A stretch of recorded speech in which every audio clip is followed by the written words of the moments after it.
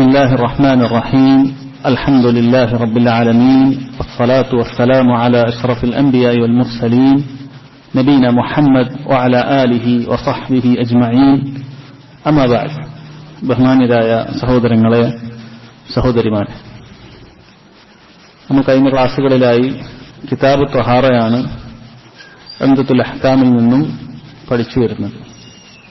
നമ്മൾ 4 ഹദീസുകൾ പഠിച്ചു മനസ്സിലാക്കി. ഇൻഷാ അല്ലാഹ് ഇന്ന് ആരംഭിക്കുന്നത് 5ാമത്തെ ഹദീസാണ്. 5ാമത്തെ ഹദീസ് വായിക്കാം.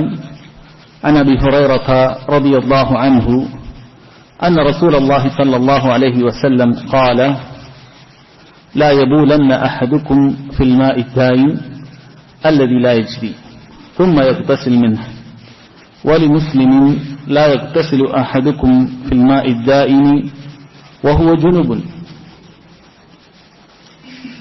ശുദ്ധിയുമായി ബന്ധപ്പെട്ട ഒരു മുസ്ലിം അവൻ പാലിക്കേണ്ട പ്രധാനപ്പെട്ട ഒരു മര്യാദയാണ് ഈ ഹദീസിൽ നബി സല്ലല്ലാഹു അലൈഹി വസല്ലം നമ്മെ പഠിപ്പിക്കുന്നത്. നിങ്ങൾ നോക്കൂ, ഫിഖ്ഹിന്റെ കർമ്മശാസ്ത്രത്തിന്റെ ഏതൊരു ഗ്രന്ഥം എടുത്താലും അതിന്റെ ആരംഭത്തിലുള്ളത് കിതാബ് ത്വഹാറ എന്നുള്ള അധ്യായമാണ്. അതിലുള്ള ഓരോ ഹദീസിലൂടെ നമ്മൾ കടന്നു പോകുമ്പോഴും ദീനുൽ ഇസ്ലാം എത്രമാത്രം ശുദ്ധിക്കും വൃത്തിക്കും പ്രാധാന്യം കൊടുത്തിട്ടുണ്ട് എന്ന് നമുക്ക് മനസ്സിലാക്കാൻ സാധിക്കും. ഏതെങ്കിലും രൂപത്തിലുള്ള ഒരു തരത്തിലുള്ള ഹീനമായ എന്തെങ്കിലും ഒന്ന് ഒരു മുസ്ലിമിന്റെ ദേഹത്ത് ഉണ്ടാകാൻ പാടില്ല. അവന്റെ ഹൃദയം എത്രമാത്രം തൗഹീദ് കൊണ്ട് ശുദ്ധിയായിട്ടുണ്ട്, ശിർക്കിന്റെ നജസുകളിൽ നിന്നും മുക്തമായിട്ടുണ്ട്, അതുപോലെ തന്നെ അവന്റെ ബാഹ്യമായിട്ടുള്ള ശരീരത്തിലും വസ്ത്രത്തിലും അവൻ താമസിക്കുന്ന ചുറ്റുപാടിലും ശുദ്ധിയായിരിക്കേണ്ടതുണ്ട് എന്ന് നമുക്കുള്ള അധ്യാപനങ്ങൾ ഈ ഹദീസിലെല്ലാം നമുക്ക് കാണാൻ സാധിക്കും. അങ്ങനെയുള്ളൊരു ഹദീസിലാണ് നാം ഉള്ളത്. ഇതിൽ പറയുന്നു, ലാ യബൂലന്ന അഹദുക്കും, നിങ്ങളിലൊരാൾ മൂത്രമൊഴിക്കാൻ പാടില്ല. ലാ യബൂലന്ന തൗക്കീദ് ചെയ്തുകൊണ്ടാണ് പറയുന്നത്. അറബി ഭാഷയിൽ നൂന് തൗക്കീദ് ചെയ്തു കഴിഞ്ഞാൽ അതിന്റെ അർത്ഥം തീർച്ചയായും എന്നാണ്. ആ പറയുന്ന കാര്യം അത് കൽപ്പനയാകട്ടെ വിരോധമാകട്ടെ അതിനോടൊപ്പം ഒരു തൗക്കീദ് ചെയ്തുകൊണ്ടാണ് പറയുന്നത് എങ്കിൽ അത് ആ കാര്യത്തിന് അത്രയും പ്രാധാന്യമുണ്ട്. കൽപ്പനയാണെങ്കിൽ നിർബന്ധമായും ചെയ്തിരിക്കണം, വിരോധമാണെങ്കിൽ നിർബന്ധമായി നിങ്ങൾ ഒഴിവാക്കിയിരിക്കണം എന്ന സൂചന അതിലുണ്ട്. ലാ യബൂലന്ന അഹദുക്കും, നിങ്ങളിൽ ഒരാൾ മൂത്രമൊഴിക്കാൻ പാടില്ല തന്നെ, തീർച്ച. ഫിൽ മാഇ ദാഇം, എവിടെയാണ് പറഞ്ഞിട്ടുള്ളത്? ഫിൽ മാഇ ദാഇം, അഥവാ കെട്ടിനിൽക്കുന്ന വെള്ളത്തിൽ. കെട്ടിനിൽക്കുന്ന വെള്ളത്തിൽ മൂത്രമൊഴിക്കുക എന്നുള്ളത് പാടില്ലാത്ത കാര്യമാണ്. നമ്മൾ വെള്ളത്തെ പൊതുവെ നോക്കിക്കഴിഞ്ഞാൽ ഈ ഹദീസിൽ പറഞ്ഞതുപോലെ 2 രൂപത്തിലാണ് ഏതൊരു ജലാശയവും ഉണ്ടാകുക. ഒന്നുകിൽ അത് കെട്ടിനിൽക്കുന്നതായിരിക്കും, അതിലൊഴുക്കുകൾ ഉണ്ടായിരിക്കുകയില്ല, അത് കെട്ടിനിൽക്കുന്നതായിരിക്കും. അതല്ലെങ്കിൽ അത് ഒഴുകാനുള്ള സംവിധാനങ്ങൾ അതിനുണ്ടാകും. ഒഴുകാനുള്ള സംവിധാനങ്ങൾ ഉണ്ടാകുന്നത് നമുക്കറിയാവുന്നത് പോലെ തന്നെ പുഴകൾ, നദികൾ, അതുപോലെ ചില കുളങ്ങൾ, അതിന് ഒഴുകാനുള്ള സംവിധാനം സ്ഥിരമായിട്ടുണ്ടാകും. ആ രൂപത്തിൽ ഒഴുക്കുള്ള വെള്ളം ഉണ്ടാകും. അതുപോലെ തന്നെ ഈ ഹദീസിൽ പറഞ്ഞ അൽമാഉദ്ദായിം, അതിന് നബി സല്ലല്ലാഹു അലൈഹി വസല്ലം തന്നെ വിശദീകരിച്ചു, അല്ലദീ ലാ യജ്രി, അത് ഒഴുകുകയില്ല, കെട്ടിനിൽക്കുന്ന വെള്ളം. 2 രൂപത്തിലുള്ള വെള്ളങ്ങളാണ് ഉള്ളത്. ഈ രണ്ടിനും 2 അഹ്കാമുകളാണ്. ഇപ്പൊ കെട്ടിനിൽക്കുന്ന വെള്ളവുമായി ബന്ധപ്പെട്ട വിധികളാണ് ഈ പറഞ്ഞതിനുള്ളത്. അഥവാ കെട്ടിനിൽക്കുന്ന വെള്ളത്തിൽ നിങ്ങൾ മൂത്രമൊഴിക്കാൻ പാടില്ല എന്നുള്ളത്. ശേഷം എന്താണ് പറഞ്ഞത്? സുമ്മ യഗ്തസിലു മിൻഹു, പിന്നീട് അതിൽ നിന്ന് നിങ്ങൾ കുളിക്കാൻ പാടില്ല എന്നുള്ളതാണ്.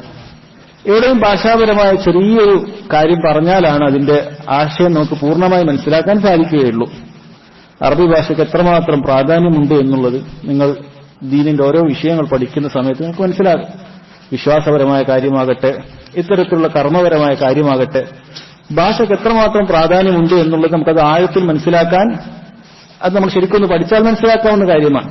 ഒരുപാട് പ്രാധാന്യമുണ്ട്. നമുക്കതിന്റെ യഥാർത്ഥത്തിൽ ആ ഉദ്ദേശിക്കുന്ന ആ മസലയുമായി ബന്ധപ്പെട്ട പല ആശയങ്ങളും മനസ്സിലാക്കാൻ പലപ്പോഴും ഭാഷ വളരെ അത്യാവശ്യമാണ്. അതുകൊണ്ടാണ് മുൻഗാമികളായ പല പണ്ഡിതന്മാരും, ഇമാം ശാഫിഈ റഹ്മത്തുള്ളാഹി അലൈഹിയെ പോലെയുള്ള പല പണ്ഡിതന്മാരും അറബി ഭാഷ പഠിക്കൽ നിർബന്ധമാണ് എന്നവർ പറയാൻ കാരണം. കാരണം മുസ്ലിമീങ്ങൾക്ക് അവരുടെ നിർബന്ധമായ പല കാര്യങ്ങളും മനസ്സിലാക്കാൻ അറബി ഭാഷ പഠിക്കൽ വളരെ അനിവാര്യമാണ്. ഇവിടെ ഇതാ പറയുന്നു, സുമ്മ യഗ്തസിലു മിൻഹു. ഇതിൽ യഗ്തസിലു എന്ന് പറഞ്ഞാൽ കുളിക്കുന്നു എന്നാണ് അർത്ഥം. സുമ്മ യഗ്തസിലു എന്നുള്ളതിന് രണ്ട് രൂപത്തിൽ ഹദീസിൽ വന്നിട്ടുണ്ട്. ചില റിവായത്തിൽ വന്നിട്ടുള്ളത് സുമ്മ യഗ്തസിലു, ലാമിന് വമ്മിട്ടതുകൊണ്ടാണ്. അതിന് അറബി ഭാഷയിൽ റഫ്അ ചെയ്യുക എന്നാണ് പറയുക.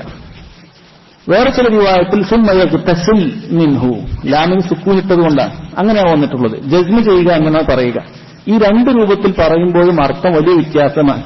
ഒന്നിന് വമ്മുണ്ട്, ഒന്നിന് സുക്കൂനാണുള്ളത്. ഇതിൽ ഒന്നാമതായി പറഞ്ഞിട്ടുള്ളത് സുമ്മ ലാ യഗ്തസിലു മിൻഹു എന്ന് ലാമിന് സുക്കൂനിട്ടതുകൊണ്ടാണ് എങ്കിൽ അതിന്റെ അർത്ഥം നിങ്ങൾ ഒരു ജലാശയത്തിൽ, കെട്ടുനിൽക്കുന്ന ജലാശയത്തിൽ മൂത്രമൊഴിക്കാനും പാടില്ല, പിന്നീട് അതിൽ നിന്ന് നിങ്ങൾ കുളിക്കാനും പാടില്ല. അഥവാ മൂത്രമൊഴിച്ച വെള്ളം അത് തന്നെയാണ്, അതിൽ പിന്നീട് നിങ്ങൾ അതിൽ കുളിക്കാനും പാടില്ല എന്ന അർത്ഥമായിരിക്കും അവിടെ കിട്ടുക. അത് രണ്ടും കൂടിയിട്ടുള്ള ജം ആണ്, രണ്ടും ഒരുമിച്ച് ചെയ്യുക, ആ രണ്ട് പ്രവൃത്തിയും ഒരുമിച്ച് ചെയ്യുക എന്ന അർത്ഥമാണ് വരിക. കെട്ടി നിൽക്കുന്ന വെള്ളത്തിൽ ഒരാൾ മൂത്രം ഒഴിക്കുന്നു, പിന്നീട് അതിൽ നിന്നും അവൻ കുളിക്കുക, ഇതാണ് വിലക്കപ്പെട്ടത് എന്നാണ് അതിൽ വരിക.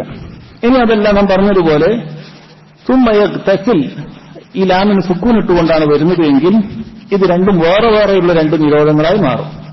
അഥവാ ലാ യബൂലന അഹദുക്കും ഫിൽ മാഇ ദാഇം, കെട്ടി നിൽക്കുന്ന വെള്ളത്തിൽ നിങ്ങൾ മൂത്രം ഒഴിക്കാൻ പാടില്ല. സുമ്മ ലിയഗ്തസിൽ മിൻഹു, നിങ്ങൾ കെട്ടി നിൽക്കുന്ന വെള്ളത്തിൽ നിന്നും കുളിക്കാനും പാടില്ല. അങ്ങനെ രണ്ട് മസ്അലകളായി, രണ്ട് വേറെ വേറെയുള്ള നിരോധനങ്ങളായി അത് വരും. ഒന്ന് കെട്ടി നിൽക്കുന്ന വെള്ളത്തിൽ മൂത്രമൊഴിക്കാൻ പാടില്ല, രണ്ട് കെട്ടി നിൽക്കുന്ന വെള്ളത്തിൽ കുളിക്കാനും പാടില്ല. ഈ അർത്ഥമാണ് കൂടുതൽ ശരിയായിട്ട് തോന്നുന്നത് രണ്ടാമതായി പറഞ്ഞത്. രണ്ടിലും വിരോധമുണ്ട്. കാരണം നമ്മൾ രണ്ടാമത് വായിച്ച റിവായത്തിൽ അതിലെന്താണ് പറഞ്ഞിട്ടുള്ളത്? സഹീഹ് മുസ്ലിമിലുണ്ട് എന്ന് പറഞ്ഞ് നമ്മൾ വായിച്ചത് ലാ യഗ്തസിലു അഹദുക്കും ഫിൽ മാഇ ദാഇമി വഹുവ ജുനുബുൻ, നിങ്ങളിൽ ഒരാൾ ജനാബത്തുകാരനായിരിക്കെ കെട്ടിനിൽക്കുന്ന വെള്ളത്തിൽ കുളിക്കാൻ പാടില്ല എന്ന് പറഞ്ഞിട്ടുണ്ട്. അപ്പൊ ആ രണ്ട് കാര്യവും അതിൽ ഉൾക്കൊള്ളുന്നുണ്ട് എന്നാണ്.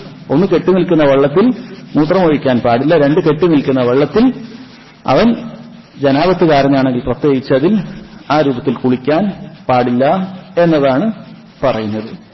ശരി, ഇനി വെള്ളത്തിനെ തന്നെ മാഉൻ ദാഇം, കെട്ടിനിൽക്കുന്ന വെള്ളത്തിൽ തന്നെ അതിലും പിന്നീട് അക്സാമുകളുണ്ട്, ഇനങ്ങളുണ്ട്. കെട്ടിനിൽക്കുന്ന എല്ലാ വെള്ളത്തിനും ഒരേ ഹുക്കുമല്ല. നാം പറഞ്ഞു നേരത്തെ, വെള്ളം അത് ഒഴുകുന്നുണ്ടോ ഇല്ലേ എന്നതിന്റെ അടിസ്ഥാനത്തിൽ രണ്ടായി വേർതിരിച്ചിട്ടുണ്ട്. കെട്ടിനിൽക്കുന്ന വെള്ളം, ഒഴുകുന്ന വെള്ളം, നദികൾ പോലെയുള്ള, പുഴകൾ പോലെയുള്ള ഒഴുകുന്ന വെള്ളം അതൊരിനമാണ്, അതിൽ ഈ ഹുക്കുമുകൾ ബാധകമാകുന്നില്ല. രണ്ട്, കെട്ടിനിൽക്കുന്ന വെള്ളം, അതിലാണ് ഈ ഹുക്കുമ് ബാധകമാകുന്നത്. പക്ഷേ കെട്ടിനിൽക്കുന്ന എല്ലാ വെള്ളങ്ങളും ഒരേപോലെയല്ല, അതിന്റെ വലിപ്പത്തിനനുസരിച്ച് ആ വെള്ളത്തിൽ വ്യത്യാസമുണ്ട്. അതിന് മൂന്നായി വേർതിരിച്ചത് കാണാൻ സാധിക്കും. ഒന്ന് മാഉൻ ഖലീലാണ്, കുറഞ്ഞ വെള്ളം, കുറഞ്ഞ തോതിലുള്ള വെള്ളം എന്ന് പറയുന്നത്. ഭൂരിഭാഗം പണ്ഡിതന്മാരും അവർ പറയുന്നത് ഈ കുറഞ്ഞ തോതിലുള്ള വെള്ളം എന്നുകൊണ്ട് ഉദ്ദേശിക്കുന്നത് മാ ദൂന അൽ കുല്ലത്തൈൻ, രണ്ട് കുല്ലത്തിന് താഴെയുള്ള വെള്ളം എന്നാണ്. എന്താണ് രണ്ട് കുല്ലത്ത്? ഇതൊരു അളവാണ്. ഇന്നത്തെ ലിറ്ററിന്റെ ഭാഷയിൽ പറഞ്ഞാൽ ഏകദേശം 230ഓളം ലിറ്റർ എന്നാണ് ചില പണ്ഡിതന്മാർ പറയുന്നത്. അത് അങ്ങോട്ടും ഇങ്ങോട്ടും അതിന്റെ ആ ഒരു വ്യത്യാസമുണ്ടാകാൻ സാധ്യതയുണ്ട്. നമ്മൾ പൊതുവെ സായിന്റെ അളവ് പറയുമ്പോൾ പല അളവുകൾ നിങ്ങൾ കേട്ടിട്ടുണ്ടാകും. അരി തൂക്കുന്ന സമയത്ത് പല അഭിപ്രായങ്ങളുണ്ട്. അതുപോലെ ഇതിന്റെ ലിറ്ററിൽ വ്യത്യാസം ഉണ്ടാകാൻ സാധ്യതയുണ്ട്. എന്നാൽ ഏകദേശം ഒരു 230 ലിറ്റർ. അപ്പൊ അതിന്റെ താഴെയുള്ള വെള്ളത്തിനാണ് മാഉൻ ഖലീൽ എന്ന് പറയുന്നത്. എന്നാൽ മാഉൻ കസീർ ഉണ്ട്, രണ്ടാമത് പറയുന്നത് മാഉൻ കസീർ, രണ്ടാമത്തെ ഇനം മാഉൻ കസീറാണ്. അത് ഓഹോ മാക്കാന ഫൗക്കൽ കുല്ലത്തൈൻ, രണ്ട് കുല്ലത്തിന് മുകളിലുള്ളതെല്ലാം മാഉൻ കസീറാണ്. ഒരു 300 ലിറ്ററുള്ള വെള്ളം അത് മാഉൻ കസീറാണ്. ഇനി മാഉൻ മുസ്തബ്ഹർ, അതാണ് മൂന്നാമത്തെ ഇനം, മാഉൻ മുസ്തബ്ഹർ. ഇത് വലിയ ബഹർ പോലെയുള്ള വലിയ എമൗണ്ടുള്ള വെള്ളം, അഥവാ വലിയ കുളത്തിൽ അല്ലെങ്കിൽ പുഴയിലൊക്കെ ഉള്ള വലിയ വെള്ളം, അതാണ് മാഉൻ മുസ്തബ്ഹർ എന്ന് പറയുന്നത്. ഇത് മൂന്നായി വേർതിരിക്കാനുള്ള കാരണമുണ്ട്. കാരണം ഈ ഹദീസിന്റെ തൗജീഹ്, ഇതിന്റെ വിശദീകരണങ്ങൾ പണ്ഡിതന്മാർ നൽകുമ്പോൾ ഈ കാര്യം സൂചിപ്പിക്കുന്നുണ്ട്. അതുകൊണ്ടാണ് ആമുഖമായി അത് പറഞ്ഞത്. പ്രധാനമായും പണ്ഡിതന്മാർ ഈ ഹദീസ് എന്തുകൊണ്ട് ഇങ്ങനെ വിലക്ക് വന്നു എന്നത് രണ്ട് രൂപത്തിലുള്ള വിശദീകരണങ്ങൾ നൽകിയതായി കാണാൻ സാധിക്കും. അതിലൊന്ന് ശരിയാണ്, ഒന്നാണ് കൂടുതൽ ശരിയോടടുത്തത്, മറ്റൊരു പണ്ഡിതന്മാർ തെറ്റായിട്ടാണ് പറയുന്നത്. അതിലൊന്നാമതായിട്ട് എന്തിനാണ് നബി സല്ലല്ലാഹു അലൈഹി വസല്ലം ഇവിടെ കെട്ടുനിൽക്കുന്ന വെള്ളത്തിൽ മൂത്രമൊഴിക്കാൻ പാടില്ല എന്ന് പറഞ്ഞത്? പണ്ഡിതന്മാർ പറയുന്നു ഒരിക്കലും ഇത് കുറഞ്ഞ വെള്ളത്തിൽ മാഉൻ ഖലീലിന്റെ കാര്യത്തിലല്ല പറഞ്ഞത്. അതിലാർക്കും സംശയമില്ല, മാഉൻ ഖലീലിൽ ആരും കുളിക്കുകയില്ല. ഒരു 230 വെള്ളത്തിന്റെ ലിറ്ററിന് അത്രയും താഴെയുള്ള വെള്ളത്തിൽ പൊതുവെ ആരും മുങ്ങി കുളിക്കാൻ സാധ്യതയില്ല. മാഉൻ ഖലീലിനെ കുറിച്ചേ അല്ല ഈ ചർച്ച. അപ്പൊ അത് അവിടെ കഴിഞ്ഞു. പിന്നെ മാഉൻ മുസ്തബ്ഹറുമല്ല, മാവുൻ മുസ്തബഹറിന്റെ വിഷയത്തിൽ നമുക്കറിയാം, കടലിൽ പൊതുവെ കപ്പലിലൊക്കെ യാത്ര ചെയ്യുമ്പോൾ അവിടെ തന്നെയാണ് മൂത്രമൊഴിക്കുന്നത്. അതിനാരും ഒരിക്കലും വിരോധം വരികയില്ല, കാരണം അതല്ലാതെ വേറെ വഴിയില്ല. അപ്പൊ അത് മാവുൻ ഖലീലോ മാവുൻ മുസ്തബഹറോ അല്ല, മറിച്ച് മാവുൻ കസീറിന്റെ വിഷയത്തിലാണ് ഇവിടെ വന്നിട്ടുള്ളത് എന്നാണ് പണ്ഡിതന്മാർ പറയുന്നത്. ഈ അഭിപ്രായത്തിൽ അവർ പറയുന്നത് ഇങ്ങനെയുള്ള മാവുൻ കസീറായിട്ടുള്ള വെള്ളത്തിൽ, ഹംബലി മദ്ഹബിലൊക്കെ ഇതാണ് അഭിപ്രായം, ഇങ്ങനെയുള്ള മാവുൻ കസീറായിട്ടുള്ള വെള്ളത്തിൽ മൂത്രമൊഴിക്കുകയോ കാഷ്ടിക്കുകയോ ചെയ്തു കഴിഞ്ഞാൽ ആ വെള്ളത്തിന് നജസിന്റെ ഒരംശം അതിൽ നിറം മാറുകയോ അങ്ങനെ എന്തോ ചെയ്തിട്ടില്ല എങ്കിൽ പോലും അത് പിന്നീട് ഉപയോഗശൂന്യമായി, അത് ഉപയോഗിക്കാൻ പാടില്ല എന്നുള്ളതാണ് മദ്ഹബിലെ അഭിപ്രായം. അത് മാവുൻ കസീറാണ്, 230 ലിറ്ററിന്റെ മുകളിലാണ്. അങ്ങനെയുള്ളൊരു വെള്ളത്തിൽ അഥവാ ഒരു ചെറു കുളത്തിൽ ഒരാൾ ഇറങ്ങി അതിലൊരാൾ മൂത്രമൊഴിച്ചു കഴിഞ്ഞാൽ പിന്നീട് ആ വെള്ളത്തിൽ അത് ശുദ്ധി പോയി, അതിന് ഉപയോഗിക്കാൻ പാടില്ല എന്നതാണ് ഇവർ അഭിപ്രായപ്പെട്ടിട്ടുള്ളത്. എന്നാൽ ചില ഉലമാക്കൾ അതിന് മറുപടി പറഞ്ഞിട്ടുണ്ട്. അഥവാ രണ്ടാമത്തെ തൗജീഹായിട്ട് പണ്ഡിതന്മാർ പറഞ്ഞിട്ടുള്ളത് എന്താണെന്ന് വെച്ചാൽ, ഇതിനുള്ള മറുപടിയായിട്ട് പറഞ്ഞെന്താണെന്ന് വെച്ചാൽ, ഇവിടെ ഇവർ പറയുന്നത് മനുഷ്യന്റെ മലമോ മൂത്രമോ അതിൽ വീണു കഴിഞ്ഞാൽ അത് നജസാകുമെന്നാണ്. എന്നാൽ ഞാൻ ചോദിക്കട്ടെ, അതിൽ ഒരു നായ വന്നിട്ട് മൂത്രമൊഴിച്ചു കഴിഞ്ഞാൽ, മാഉൻ കസീറിൽ നായ വന്ന് മൂത്രമൊഴിച്ചു കഴിഞ്ഞാൽ അതിൽ കാഷ്ടിക്കുകയോ മറ്റോ ചെയ്താൽ അത് നജസാകുമോ? അതാകുകയില്ല എന്നുള്ളതിൽ എല്ലാവർക്കും ഏകാഭിപ്രായമാണ്. അഥവാ ആകുകയില്ല എന്ന് നാം പറയുന്നത് അതിൽ നജസൊന്നും നിറമോ മണമോ രുചിയോ ഒന്നും മാറ്റം വരുന്നില്ല. അഥവാ 2 കൊല്ലത്തിന് മുകളിലുള്ള വെള്ളമാണ്, അതിലൊന്നും മാറ്റം വരുന്നില്ല. അപ്പൊ നായോ മറ്റോ ഒക്കെ അവിടെ വന്ന് കാഷ്ടിക്കുകയോ മൂത്രിക്കുകയോ ചെയ്താൽ അതിൽ മാറ്റം വരികയില്ല എന്നുള്ളത് എല്ലാവർക്കും ഏകാഭിപ്രായമാണ്. എങ്കിൽ മനുഷ്യനേക്കാളും കടുത്ത നജസാണ് നായയുടേത്. അപ്പൊ നായ മൂത്രം ഒഴിക്കുകയോ കാഷ്ടിക്കുകയോ ചെയ്താൽ അതിൽ മാറ്റം വരുന്നില്ല എങ്കിൽ മനുഷ്യന്റേത് ഒരിക്കലും അങ്ങനെ ആ കേവലം നജസിന്റെ ഒരു യാതൊരു ചേഞ്ചും ഇല്ലാതെ ആ വെള്ളത്തിൽ അത് പൂർണ്ണമായി നജസായി ഉപയോഗശൂന്യമായി എന്ന് പറയാൻ നമുക്ക് നിർവാഹമില്ല. അതുകൊണ്ട് ഇവിടെ വിലക്കാനുള്ള കാരണം കേവലം നജസ് മാറാതെ കേവലം മൂത്രമൊഴിക്കുകയോ അല്ലെങ്കിൽ അതുപോലെ കാഷ്ടിക്കുകയോ ചെയ്യാൻ പാടില്ല എന്നതല്ല അവിടെ ഉദ്ദേശിക്കുന്നത് എന്നാണ് പറയുന്നത്. അഥവാ അങ്ങനെ കേവലം ഇത്തരത്തിലുള്ള കെട്ടി നിൽക്കുന്ന വെള്ളത്തിൽ മൂത്രമൊഴിച്ചാൽ അത് മുഴുവൻ നജസായി എന്ന് ഈ ഹദീസ് അർത്ഥമാക്കുന്നില്ല. അതുകൊണ്ട് അഭിപ്രായം ശരിയല്ല, മദ്ഹബിലുള്ള ഈ അഭിപ്രായം ശരിയല്ല എന്നാണ് ശൈഖുൽ ഇസ്ലാം ഇബ്നു തൈമിയ റഹിമഹുള്ളയെ പോലെയുള്ള ആളുകൾ പറയുന്നത്. അവർ പറയുന്നത് ഇവിടെ വിരോധിക്കപ്പെടാനുള്ള പ്രധാനമായും 2 കാരണങ്ങളാണുള്ളത്. വിരോധിക്കപ്പെടാൻ പ്രധാനമായും 2 കാരണങ്ങളാണുള്ളത്. അതല്ലാതെ നജസാകും, അങ്ങനെ ഒരു മൂത്രം ഒഴിച്ചാൽ തന്നെ മൊത്തത്തിൽ നജസാകും എന്ന കാരണമല്ല. അങ്ങനെ മൊത്തത്തിൽ നജസാകണമെങ്കിൽ നിറമോ മണമോ രുചിയോ ഇതിലെന്തെങ്കിലും മാറ്റം വരണം. സ്വാഭാവികമായി മാവും കസീറിൽ അങ്ങനെ ഒരിക്കലും മാറ്റം വരികയില്ല. അത് വലിയ അളവുള്ള വെള്ളമാണ്, ഒരു കുളം. അതാണ് നമ്മൾ സങ്കല്പത്തിൽ വരേണ്ടത്. ഇവിടെ പറയുന്നത് കുളിക്കുന്ന ഒരു കുളം, അതല്ലെങ്കിൽ കിണർ. ഇതിലൊരാൾ മൂത്രം ഒഴിച്ചു കഴിഞ്ഞാൽ മുഴുവൻ വെള്ളവും നജസാകൽ അത് ഒരിക്കലും സംഭവിക്കുന്ന കാര്യമല്ല. അത് വലിയ അളവുള്ള വെള്ളമാണ്.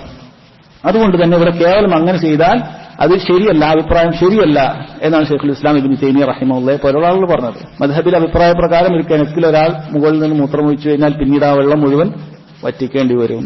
ഇവർ പറയുന്നത് ഇതിന്റെ ഉദ്ദേശം എന്ന് പറഞ്ഞാൽ ഈ പറഞ്ഞതുപോലെ 2 കാരണങ്ങളാണ്. ഒന്ന് ലിക്കൈല യുഫ്സിദഹു അലാ ഗൈരിഹി, മറ്റുള്ള ആളുകൾക്ക് ബുദ്ധിമുട്ടില്ലാതിരിക്കാനാണ്. എന്ന് പറഞ്ഞാൽ ഒരാൾ വന്നൊരു കിണറ്റിൽ ഒരു തവണ മൂത്രമൊഴിച്ചു, അപ്പോൾ അത് നജസാകുന്നില്ല. ആ അഭിപ്രായ പ്രകാരം നജസാകും, പക്ഷെ നമ്മൾ പറയുന്നത് നജസാകുന്നില്ല. പക്ഷെ അങ്ങനെ ഒരാൾ മൂത്രമൊഴിച്ചു, രണ്ടാമത്തെ ആൾ ഒരു മൂത്രമൊഴിച്ചു, മൂന്നാമത്തെ ആൾ മൂത്രമൊഴിച്ചു. കാരണം ആർക്കും വിലക്കില്ല എങ്കിൽ എല്ലാവരും ചെയ്യും, ഓരോരുത്തരും വന്ന് ചെയ്യും. ഇങ്ങനെ ഒരു വിലക്ക് ഹദീസ് വന്നിട്ടേ ഇല്ല എങ്കിൽ ഒരു കിണർ കണ്ടാൽ അല്ലെങ്കിൽ അങ്ങനെയുള്ളൊരു കുളം കണ്ടാൽ ഓരോരുത്തരും വന്ന് മലമൂത്ര വിസർജനം നടത്തും. അങ്ങനെ എല്ലാവരും നടത്തിക്കഴിഞ്ഞാൽ പിന്നീട് അതൊരു പൊതു കക്കൂസ് പോലെയായി മാറും. മനുഷ്യന്മാർക്ക് കുളിക്കേണ്ടതും കുടിക്കേണ്ടതുമായൊക്കെയുള്ള വെള്ളം അതൊരു പൊതു ടോയ്ലറ്റ് പോലെയായി മാറും. അതുകൊണ്ടാണ് വിലക്കിയിട്ടുള്ളത്. അതല്ലാതെ ഒരു തവണ ഒരാൾ മൂത്രമൊഴിച്ചു അല്ലെങ്കിൽ അങ്ങനെ ഒരാൾ മൂത്രമൊഴിച്ചാൽ ഉടൻ അത് നജസാകും എന്ന കാരണത്താലല്ല, മറിച്ച് സദ്ദു ദരിയ, പൂർണ്ണമായ നജസിലേക്ക് എത്താതിരിക്കാൻ, അങ്ങനെ ആ കിണറിന്റെ ഉടമക്ക് അല്ലെങ്കിൽ ആ കുളത്തിന്റെ ഉടമക്ക് അങ്ങനെ പ്രയാസകരമാകാതിരിക്കാൻ, അതിനു വേണ്ടിയിട്ടാണ് ഈ വിലക്ക് വന്നത് എന്നതാണ്. ഇതാണ് ഒരു കാരണമായി അവർ പറയുന്നത്. രണ്ടാമത്തെ കാരണമായി പറയുന്നത് എന്താണെന്ന് വെച്ചാൽ, ഒരാൾ കിണർ അതല്ലെങ്കിൽ കുളം ഇതുപോലെയുള്ള ഒരു സ്ഥലത്ത് മലമൂത്ര വിസർജനം നടത്തിക്കഴിഞ്ഞാൽ പിന്നീട് അവൻ അതിൽ നിന്ന് ഉളുവെടുക്കുകയോ അതല്ലെങ്കിൽ കുളിക്കുകയോ ചെയ്യുന്ന സമയത്ത് വസ്വാസ് ഉണ്ടാകാൻ സാധ്യതയുണ്ട് എന്ന്. അതോ വസ്വാസിൽ നിന്നും ഒരാളെ രക്ഷിക്കാൻ, അയാൾക്ക് വസ്വാസ് എന്ന് പറയുന്ന രോഗം അയാൾ ഇല്ലാതിരിക്കാൻ അതിനു വേണ്ടിയിട്ടാണ് ഈ ഹദീസ് വന്നത് എന്നുള്ളതാണ്. ഇമാം അഹ്മദ് റിവായത്ത് ചെയ്യുന്ന മറ്റൊരു ഹദീസിൽ കാണാൻ സാധിക്കും, നബി സല്ലല്ലാഹു അലൈഹി വസല്ലം അവിടുന്ന് പറഞ്ഞു, നിങ്ങൾ കുളിക്കുന്ന സ്ഥലത്ത് മലമൂത്ര വിസർജനം നടത്തരുത്. കുളിക്കുന്ന സ്ഥലത്ത് കുളിക്കാൻ വേണ്ടി മാത്രമായിട്ടുള്ള സ്ഥലമാണ് എങ്കിൽ അവിടെ നിങ്ങൾ മലമൂത്ര വിസർജനം നടത്തരുത്. ഫഇന്ന ആമ്മത്തൽ വസ്വാസി മിൻഹു, കാരണം വസ്വാസിൽ അധികവും അവിടെ നിന്നാണ് ഉണ്ടാകുന്നത്. പല ആളുകളും ചോദ്യം ചോദിക്കാറുണ്ട്, അത് മൂത്രമൊഴിച്ച സ്ഥലത്ത് നിന്ന് കുളിച്ചു കഴിഞ്ഞാൽ അവിടെ തീർച്ചിട്ടുണ്ടാകുമോ, ഇവിടെ തീർച്ചിട്ടുണ്ടാകുമോ? അങ്ങനെ യഥാർത്ഥത്തിൽ ചിലപ്പോൾ തീർച്ചിട്ടുണ്ടാവുകയില്ല. പല വസ്വാസുകളും ഉടലെടുക്കുന്നത് ഇങ്ങനെ ഒരു വാതിൽ തുറന്നാലാണ്. അതുകൊണ്ട് തന്നെ കുളിക്കുന്നിടത്ത് വെച്ച് നിങ്ങൾ മൂത്രമൊഴിക്കാൻ പാടില്ല എന്നത് ഈ ഒരു കാരണവും കൂടിക്കൊണ്ടാണ് എന്ന് പണ്ഡിതന്മാർ പറഞ്ഞതായി കാണാൻ സാധിക്കും. അപ്പോൾ സാന്ദർഭികമായി നമ്മൾ മനസ്സിലാക്കണം, നമ്മൾ ഉദ്ദേശിക്കുന്നത് നമ്മുടെ നാട്ടിൽ നിന്നുള്ള പല ടോയ്ലറ്റിലും നമ്മൾ മലമൂത്ര വിസർജനം നടത്തുന്നതും അത് അറ്റാച്ച്ഡ് ആണ്, അത് അവിടെ തന്നെയാണ് നമ്മൾ കുളിക്കുന്നത്. പക്ഷേ യഥാർത്ഥത്തിൽ പണ്ട് കാലത്തെ പോലത്തെ സിസ്റ്റം അല്ല നമ്മുടെ ഇന്നത്തെ കാലത്തുള്ളത്. ഇന്ന് മലമൂത്ര വിസർജ്യം അത് ഒഴുകി പോകാനുള്ള സെപ്പറേറ്റ് സിസ്റ്റം ഉണ്ട്. അത് ഇന്ത്യൻ ടൈപ്പ് ടോയ്ലറ്റുകളാണെങ്കിലും ശരി, അതല്ല വെസ്റ്റേൺ ടൈപ്പ് ടോയ്ലറ്റുകളാണെങ്കിലും ശരി, മലമൂത്ര വിസർജ്യം അത് വേറെ ചാലുണ്ട്, അത് വേറെ ഒഴുകി പോകുന്നതാണ്. അതുകൊണ്ട് തന്നെ അവിടെ മലമൂത്ര വിസർജനം നടത്തുകയും അതിൽ പൂർണ്ണമായി വൃത്തിയാക്കുകയും തൊട്ടിപ്പുറത്ത് നമ്മൾ കുളിക്കുകയും ചെയ്യുക എന്നുള്ളത് ഈ ഹദീസിന്റെ ഭാഗത്തിൽ വരികയില്ല. കാരണം ഈ ഹദീസിൽ പറഞ്ഞിട്ടുള്ളത് പഴയ രൂപത്തിലുള്ള സിസ്റ്റത്തിനെ കുറിച്ചിട്ടാണ്. ഒരാൾ അവിടെ വെച്ച് മൂത്രമൊഴിച്ചു കഴിഞ്ഞാൽ പിന്നീട് അത് ഒഴുകിപ്പോകാൻ അതിന് വേറെ ചാലുകളില്ല എങ്കിൽ അയാൾ അവിടെ നിന്ന് തന്നെ കുളിക്കുകയാണെങ്കിൽ പിന്നീട് ആ നജസ് അയാളിലാകാൻ സാധ്യതയുണ്ട്. ഇന്ന് വളരെ വിദൂരമാണ്, അങ്ങനെയുള്ള സാധ്യത വളരെ വിദൂരമാണ്. കാരണം രണ്ടും ഒരു മുറിയിലാണെന്നേ ഉള്ളൂ. രണ്ടിനും പ്രത്യേക ചാലുകളും പ്രത്യേക നജസ് കളയാനുള്ള മാർഗങ്ങളും ഇന്ന് ഉണ്ട്. പ്രത്യേകിച്ചും വെസ്റ്റേൺ ടൈപ്പ് ടോയ്ലറ്റിൽ അത് തീരെ സംഭവിക്കുന്നില്ല. അതുകൊണ്ട് തന്നെ ആ ഒരു ടോയ്ലറ്റിന്റെ ഹുക്കുമ് അത് അടച്ചു കഴിഞ്ഞാൽ പിന്നീട് അതിനുണ്ടാകുന്നില്ല, അയാൾക്ക് അവിടെ കുളിക്കാം. അത് ഈ ഹദീസിന്റെ അടിസ്ഥാനത്തിൽ എന്തില്ല, അവിടെ വിലക്കില്ല. എന്നാൽ ഒരാൾക്കത് വേറെ വേറെ ഉണ്ടാക്കാൻ പറ്റുവാണെങ്കിൽ അത് നല്ലതാണ്. ഒരുപാട് മസലകളിൽ അയാൾക്ക് സൂക്ഷ്മത കാണിക്കാൻ സാധിക്കും. പ്രത്യേകിച്ച് ബിസ്മി ചൊല്ലുന്ന വിഷയത്തിലൊക്കെ പല അഭിപ്രായ വ്യത്യാസങ്ങളും പണ്ഡിതന്മാർ പറയാറുണ്ട്. അതുകൊണ്ട് വേറെ വേറെ ഉണ്ടാക്കുകയാണെങ്കിൽ അത് നല്ലത് തന്നെയാണ്. എന്നാൽ ഉള്ളത് അത് നമുക്ക് നിലനിർത്താം, അത് തെറ്റില്ല. കാരണം താബീഈങ്ങളിൽ നിന്നൊക്കെ അവരിൽ നിന്ന് നമുക്ക് റിവായത്തുകൾ കാണാൻ സാധിക്കും. അതിന് പ്രത്യേക ചാലുകളുണ്ട് എങ്കിൽ അത് ഈ ഹദീസ് പ്രകാരം അത് വിലക്കില്ല. അഥവാ മൂത്രം ഒഴിക്കുന്നിടത്ത് കുളിക്കാൻ പാടില്ല എന്നാണ് ഇപ്പോൾ പറഞ്ഞു ഇമാം അഹ്മദിന്റെ, അതുപോലെ ഇമാം അബൂദാവൂദിന്റെ ഒക്കെ ഹദീസിൽ വന്ന കാര്യം. ആ വിലക്ക് അങ്ങനെ ചാലുകൾ ഉള്ളിടത്ത് വിലക്കില്ല. അതല്ല, അങ്ങനെ ചാലുകളില്ലാതെ അയാളൊരു പഴയ രൂപത്തിൽ എന്തെങ്കിലും കൊണ്ട് മറച്ച് ഒരു ടോയ്ലറ്റ് ഉണ്ടാക്കി അവിടെ അങ്ങനെ പ്രത്യേകിച്ച് കുഴികളില്ല, മണ്ണിൽ ഇറങ്ങി വേണം വെള്ളം പോകാൻ. അപ്പൊ അവിടെ തന്നെ മൂത്രമൊഴിച്ച് പിന്നീട് ഉടൻ തന്നെ അയാൾ കുളിച്ചു കഴിഞ്ഞാൽ അത് അയാൾക്ക് പല വസ്വാസുകളും ഉണ്ടാകാൻ സാധ്യതയുണ്ട്. അയാൾക്ക് പിന്നീട് ആ വസ്വാസിന്റെ രോഗം ആരംഭിക്കും. ഈ ഒരു കാരണത്താലാണ് എന്ത് ചെയ്തിട്ടുള്ളത്, ഒരു സ്ഥലത്ത് മൂത്രമൊഴിച്ച് പിന്നീട് അവിടെ കുളിക്കാൻ പാടില്ല എന്ന് പണ്ഡിതന്മാർ പറഞ്ഞത്. ഇതാണ് ഈ ഹദീസിന്റെ അർത്ഥം മനസ്സിലാക്കേണ്ടത്. അഥവാ ലാ യഗ്തസിലു അഹദുക്കും ഫിൽ മാഇ ദാഇം സുമ്മ യഗ്തസിലു മിൻഹു, ഒരാൾ കെട്ടിനിൽക്കുന്ന വെള്ളത്തിൽ മൂത്രമൊഴിക്കാൻ പാടില്ല, പിന്നീട് അതിൽ കുളിക്കാൻ പാടില്ല. ഞാൻ പറഞ്ഞു, കേവലം കെട്ടി നിൽക്കുന്ന വെള്ളത്തിൽ മൂത്രമൊഴിച്ചാൽ അത് മുഴുവൻ നജസാകുമെന്നുള്ള അഭിപ്രായം അതല്ല ശരി. മറിച്ച് രണ്ടാമത് പറഞ്ഞ അഭിപ്രായമാണ് ശരി. അഥവാ അത് അങ്ങനെ ഒരാൾ ആരംഭിച്ചു കഴിഞ്ഞാൽ എല്ലാവരും ഇതേ പണി തുടരും. കാരണം ഇങ്ങനൊരു വിലക്ക് ശരീഅത്തിലില്ല എങ്കിൽ എല്ലാവരും ഇങ്ങനെയുള്ളൊരു കിണറിൽ അല്ലെങ്കിൽ ഇങ്ങനെ ഒരു കുളത്തിൽ എല്ലാവരും പരിപാടി തുടങ്ങും. അങ്ങനെ എല്ലാവരും തുടങ്ങിക്കഴിഞ്ഞാൽ പിന്നീട് അതിന്റെ നജസ് അത് നിറം മാറും, അതോടുകൂടി അത് പൂർണ്ണമായി ഉപയോഗശൂന്യമായി മാറും. ഇതൊരു കാരണം. രണ്ടാമത് ഈ ആമത്തുൽ വസ്വാസ്, പല വസ്വാസുകളും ഉടലെടുക്കുന്നത് മൂത്രമൊഴിക്കുന്നിടത്ത് തന്നെ കുളിക്കുന്നത് കൊണ്ടാണ് എന്ന ഈ രണ്ടാമത്തെ കാരണമാണ്. ഇതാണ് ഈ ഹദീസിന്റെ ഒന്നാമത്തെ ഭാഗം. രണ്ടാമത്തെ ഭാഗത്തിൽ വന്നത് ലാ യഗ്തസിലു അഹദുക്കും ഫിൽ മാഇ ദാഇമി വഹുവ ജുനുബുൻ. ലാ യഗ്തസിലു അഹദുക്കും, നിങ്ങളിലൊരാൾ കുളിക്കാൻ പാടില്ല. ഒന്നാമത് മൂത്രമൊഴിക്കുന്ന കാര്യമാണ്, ലാ യബൂലന്ന അഹദുക്കുമാണ്. രണ്ടാമത് ലാ യഗ്തസിലു അഹദുക്കും, നിങ്ങളിലൊരാൾ കുളിക്കാൻ പാടില്ല. ഫിൽ മാഇ ദാഇം, കെട്ടിനിൽക്കുന്ന വെള്ളത്തിൽ, വഹുവ ജുനുബുൻ, കെട്ടിനിൽക്കുന്ന വെള്ളത്തിന് ചെളിവെള്ളം എന്ന് ഓർക്കരുത്, കെട്ടിനിൽക്കുന്ന നല്ല ശുദ്ധമായ വെള്ളത്തിൽ തന്നെ ഉദ്ദേശിക്കും. വഹുവ ജുനുബുൻ, അവൻ ജനാപത്തുകാരനായിരിക്കെ എന്നുള്ളത്. ഇവിടെ നേരത്തെ അതേ രണ്ട് അഭിപ്രായങ്ങൾ ഉടലെടുത്തിട്ടുണ്ട്. ഒന്നാമത്തെ വിഭാഗം പറഞ്ഞു, ഒരാൾ ജനാപത്തുകാരനായിരിക്കെ ഇങ്ങനെയുള്ള വെള്ളത്തിൽ കുളിച്ചു കഴിഞ്ഞാൽ അതോടുകൂടി ആ വെള്ളത്തിന്റെ പൂർണ്ണമായ ശുദ്ധി നഷ്ടപ്പെട്ടു. പിന്നീട് അത് കുളിക്കാനോ വുളു എടുക്കാനോ ഒന്നിനും തന്നെ ഉപയോഗിക്കാൻ പറ്റുകയില്ല എന്നാണ് അവർ അഭിപ്രായപ്പെട്ടത്. കാരണം ഒരാൾ ഒരു വെള്ളത്തിൽ അതിൽ കുളിച്ചു കഴിഞ്ഞാൽ, ഉദാഹരണത്തിന് ഞാൻ പറയുന്ന ചെറിയൊരു കുളം, ഒരു ചെറു കുളമാണ് അയാളുടെ വീട്ടിലുണ്ടെന്ന് കരുതുക. ജനാപത്തുകാരനായിരിക്കെ അയാൾ അതിലേക്ക് ചാടി കുളിച്ചു കഴിഞ്ഞാൽ പിന്നീട് അത് ഉപയോഗിക്കാൻ പറ്റുകയില്ല എന്ന അവസ്ഥ വരും എന്നാണ് ഒരു വിഭാഗം അഭിപ്രായപ്പെട്ടിട്ടുള്ളത്. എന്നാൽ ശൈഖുൽ ഇസ്ലാം ഇബ്നു തൈമിയ്യ റഹിമഹുല്ലാ അവരെ പോലെയുള്ള ആളുകൾ പറഞ്ഞു, അത് ശരിയായ അഭിപ്രായമല്ല. കാരണം ഇവിടെ നബി സല്ലല്ലാഹു അലൈഹി വസല്ലം പറഞ്ഞിട്ടുള്ളത് എന്താണ്, നിങ്ങൾ വെള്ളത്തിൽ കുളിക്കാൻ പാടില്ല എന്ന് പറഞ്ഞത് അത് എന്തായാലും അത് മാവുൻ കസീറാണ്, ധാരാളമുള്ള വെള്ളമാണ്. അപ്പോൾ ധാരാളമുള്ള വെള്ളത്തിൽ നേരത്തെ അറിയപ്പെട്ടതാണ് അതിൽ നജസ് മാറും, 2 കൊല്ലത്തിന് മുകളിലുള്ളതാണെങ്കിൽ അതിൽ നജസ് എന്റെ നിറമോ മണമോ രുചിയോ ഒന്നും മാറിയിട്ടില്ല എങ്കിൽ അവിടെ കുളിക്കുന്നതിന് അവിടെ അത് ഉപയോഗിക്കുന്നതിന് യാതൊരു കുഴപ്പവുമില്ല എന്നുള്ളത്. അതുകൊണ്ട് തന്നെ മനുഷ്യൻ അവിടെ കുളിച്ചു കഴിഞ്ഞാൽ അത് ഒരു കുഴപ്പവുമില്ല. അപ്പൊ പിന്നെ ഈ ഹദീസ് എന്തുകൊണ്ടാണ് ഇങ്ങനെ വിലക്ക് വന്നിട്ടുള്ളത്? ഞാൻ നേരത്തെ മൂത്രം വഹിക്കുന്ന വിഷയം പറഞ്ഞതുപോലെ തന്നെയാണ്. സ്വാഭാവികമായും ജനാപത്തുകാരനായിരിക്കുമ്പോൾ അയാളിൽ പലതരത്തിലുള്ള അഴുക്കുകളും നജാസത്തുകളും ഉണ്ടാകാൻ സാധ്യതയുണ്ട്. അപ്പൊ ഒരാൾ അതിൽ കുളിച്ചു, അപ്പൊ എല്ലാ ജനാപത്തുകാരും ഇങ്ങനെ കുളിക്കാൻ തുടങ്ങിയാൽ അവസാനം അത് ശേഷമുള്ള ആളുകൾക്ക് ഒരു വലിയ ഇഷ്കാലുണ്ടാകും. കാരണം അവരതിൽ നിന്ന് ഉളു എടുക്കേണ്ടവരാണ്, അതിൽ നിന്ന് കുളിക്കേണ്ടവരാണ്. അപ്പോൾ ശേഷക്കാരായ ആളുകൾക്ക് അത് വലിയ പ്രയാസമുണ്ടാകും. അപ്പൊ മൂത്രത്തിന്റെ വിഷയം പറഞ്ഞ അതേ കാര്യം തന്നെയാണ് ഇവിടെയും വരുന്നത്. രണ്ടാമത് ഈ വസ്വാസിന്റെ കാര്യവും തന്നെ. ആളുകൾക്ക് ഒരു വസ്വാസം ഉണ്ടാകും, ഇത് നജിസാണോ, ഈ വെള്ളം മൊത്തം നജിസാണോ എന്നൊക്കെ വരും. അതല്ലാതെ കേവലം ഒരാൾ ജനാപത്തുകാരൻ കുളിച്ചതുകൊണ്ട് ആ വെള്ളം മുഴുവൻ അശുദ്ധിയാകുകയില്ല എന്നുള്ളതാണ്. ഇവിടെ ഒന്നാമത് അഭിപ്രായം പറഞ്ഞ ആളുകളുടെ അഭിപ്രായ പ്രകാരം ഒരാൾ ഒരു വെള്ളം തുഹൂറായ ഒരു വെള്ളം ഉപയോഗിച്ചു കഴിഞ്ഞാൽ പിന്നീട് ശുദ്ധീകരിക്കാൻ ഉപയോഗിക്കാൻ സാധിക്കുകയില്ല എന്നാണ്. അതെന്തായി മാറും? അത് താഹിറായ വെള്ളമായി മാറും. താഹിറായ വെള്ളമായി മാറും, പിന്നീട് ശുദ്ധീകരിക്കാൻ സാധിക്കാത്ത അവസ്ഥ എത്തും. ഈ ഒരു കൗലിലേക്കാണ്, ഈ ഒരു അഭിപ്രായത്തിലേക്കാണ് അവർ വരുന്നത്. പക്ഷെ ഞാൻ പറഞ്ഞു ശരിയായിട്ടുള്ള അഭിപ്രായം അത് അങ്ങനെയല്ല. കാരണം 2 കൊല്ലത്തിന് മുകളിലാണ് എങ്കിൽ പണ്ഡിതന്മാർക്ക് ഇജ്മാ ഉള്ളതാണ്. അതിൽ ഒന്നും നജസ് കലർന്നിട്ട് എന്തെങ്കിലും ചേഞ്ച് വന്നിട്ടില്ല എങ്കിൽ അതിൽ യാതൊരു കുഴപ്പവുമില്ല. അപ്പോൾ മനുഷ്യൻ എന്തായാലും അങ്ങനെ കുളിച്ചു കഴിഞ്ഞാൽ അതിൽ യാതൊരു കുഴപ്പവും ഇല്ല എന്നുള്ളതാണ്. അതുകൊണ്ട് തന്നെ ഒഴുക്കാത്ത ഒരു കുളത്തിൽ ഒരാൾ ജനാപത്തുകാരനായി കുളിച്ചാൽ ആ വെള്ളം അശുദ്ധിയാകുന്നില്ല. എന്നാൽ അത് വിലക്കുണ്ട്, ഈ ഹദീസ് പ്രകാരം വിലക്കുണ്ട്. അങ്ങനെ ചെയ്യരുത്. അങ്ങനെ കെട്ടി നിൽക്കുന്ന വെള്ളത്തിൽ ജനാപത്തുകാരായ ആളുകൾ കുളിക്കാൻ പാടില്ല. അതുപോലെ തന്നെ നാം നേരത്തെ തുടക്കത്തിൽ പറഞ്ഞതുപോലെ മലമൂത്ര വിസർജനം നടത്തുക, ഇതൊന്നും ഇങ്ങനെയുള്ള കെട്ടി നിൽക്കുന്ന വെള്ളത്തിൽ, സ്വിമ്മിംഗ് പൂൾ പോലെയുള്ളതിൽ നമുക്ക് പാടില്ല. നമ്മുടെ ശരീരത്തിൽ അതിൽ വ്യക്തമായ വിലക്കുണ്ട്. നോക്കൂ, ഇത് മറ്റേത് ശരീരത്തിലാണ് ഇങ്ങനെയൊക്കെ കൃത്യമായി പറഞ്ഞു കൊടുക്കുന്നത്? നമ്മളൊക്കെ പലപ്പോഴും പോയി കുളിക്കുന്ന പല സ്ഥലങ്ങളും അത് പരമാവധി മുസ്ലിങ്ങളുള്ളിടത്ത് തന്നെ നമ്മൾ പോകാൻ ശ്രദ്ധിക്കുന്നതാണ് നമുക്ക് നല്ലത്. കാരണം അവർ മാത്രമാണ് ഇതെല്ലാം പഠിപ്പിക്കപ്പെടുന്നത്.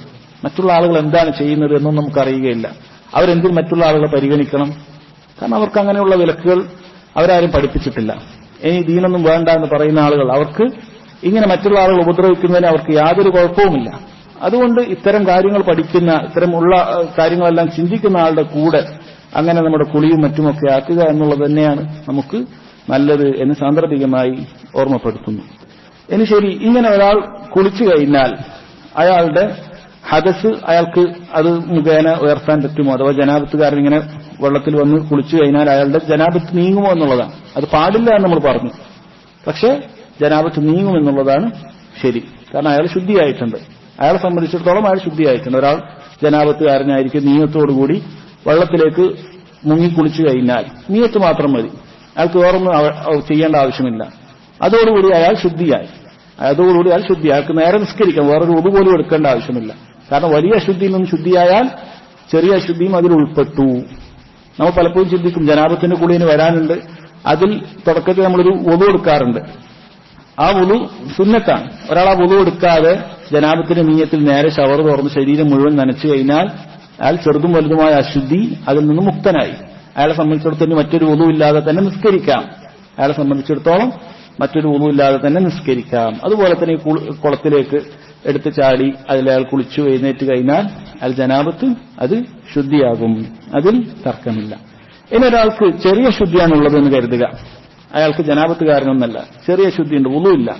ഇയാൾ വെള്ളത്തിലേക്ക് ചാടിയാൽ പിന്നീട് മുങ്ങി എഴുന്നേറ്റ് കഴിഞ്ഞാൽ അയാൾക്ക് ശുദ്ധിയാകുമോ? അയാൾക്ക് ശുദ്ധിയാകുകയില്ല എന്നുള്ളതാണ്. കാരണം വുളു ഇൻഷാ അല്ലാഹ് വരുന്നുണ്ട്. വുളുവിൽ തർത്തീബ് നിർബന്ധമാണ്. വുളുവിൽ അതിന്റെ ആദ്യത്തെ ഫർളായിട്ടുള്ള അവയവം മുഖമാണ്. നമ്മൾ തുടക്കത്തിൽ കഴുകുന്ന കൈകൾ അത് സുന്നത്താണ്. ആദ്യത്തിലെ ഫർളായിട്ടുള്ള അവയവം അത് മുഖമാണ്. അതായിരിക്കണം ആദ്യം കഴുകേണ്ടത്. നമ്മൾ കുളിക്കുമ്പോൾ അങ്ങനെ ആയിക്കൊള്ളുന്നില്ല, മുങ്ങി എഴുന്നേൽക്കുന്ന സമയത്ത് അങ്ങനെ ആയിക്കൊള്ളുന്നില്ല. അതുപോലെ തന്നെ രണ്ടാമത്തെ ഫർദിന്റെ അവയവം കൈകൾ മുട്ടുൾപ്പെടെ കഴുകലാണ്. മൂന്നാമത്തെ ഫർദിന്റെ അവയവം തല തടവലാണ്, ചെവി ഉൾപ്പെടെ. നാലാമത്തെ ഫർദിന്റെ അവയവം 2 കാലുകളും നെരിയാണി ഉൾപ്പെടെ കഴുകലാണ്. ഈ ഒരു ഓർഡറിലായിരിക്കില്ല നമ്മൾ മുങ്ങി കുളിച്ച് എഴുന്നേറ്റാൽ. അപ്പോൾ തർത്തീബ് തെറ്റും. തർത്തീബ് നിർബന്ധമാണ്, വുളുവിൽ തർത്തീബ് നിർബന്ധമാണ്. അതുകൊണ്ട് ചെറിയ ശുദ്ധിയുള്ള ഒരാൾ കേവലം ഷവർ തുറന്നുകൊണ്ട് ഒന്നാകെ കുളിച്ച് എഴുന്നേറ്റ് കഴിഞ്ഞാൽ അയാളുടെ അശുദ്ധി ശരിയാവുകയില്ല, അയാളുടെ വുളു ശരിയാവുകയില്ല. എന്നാൽ വലിയ അശുദ്ധിയിൽ ആ ഷർത്തില്ല.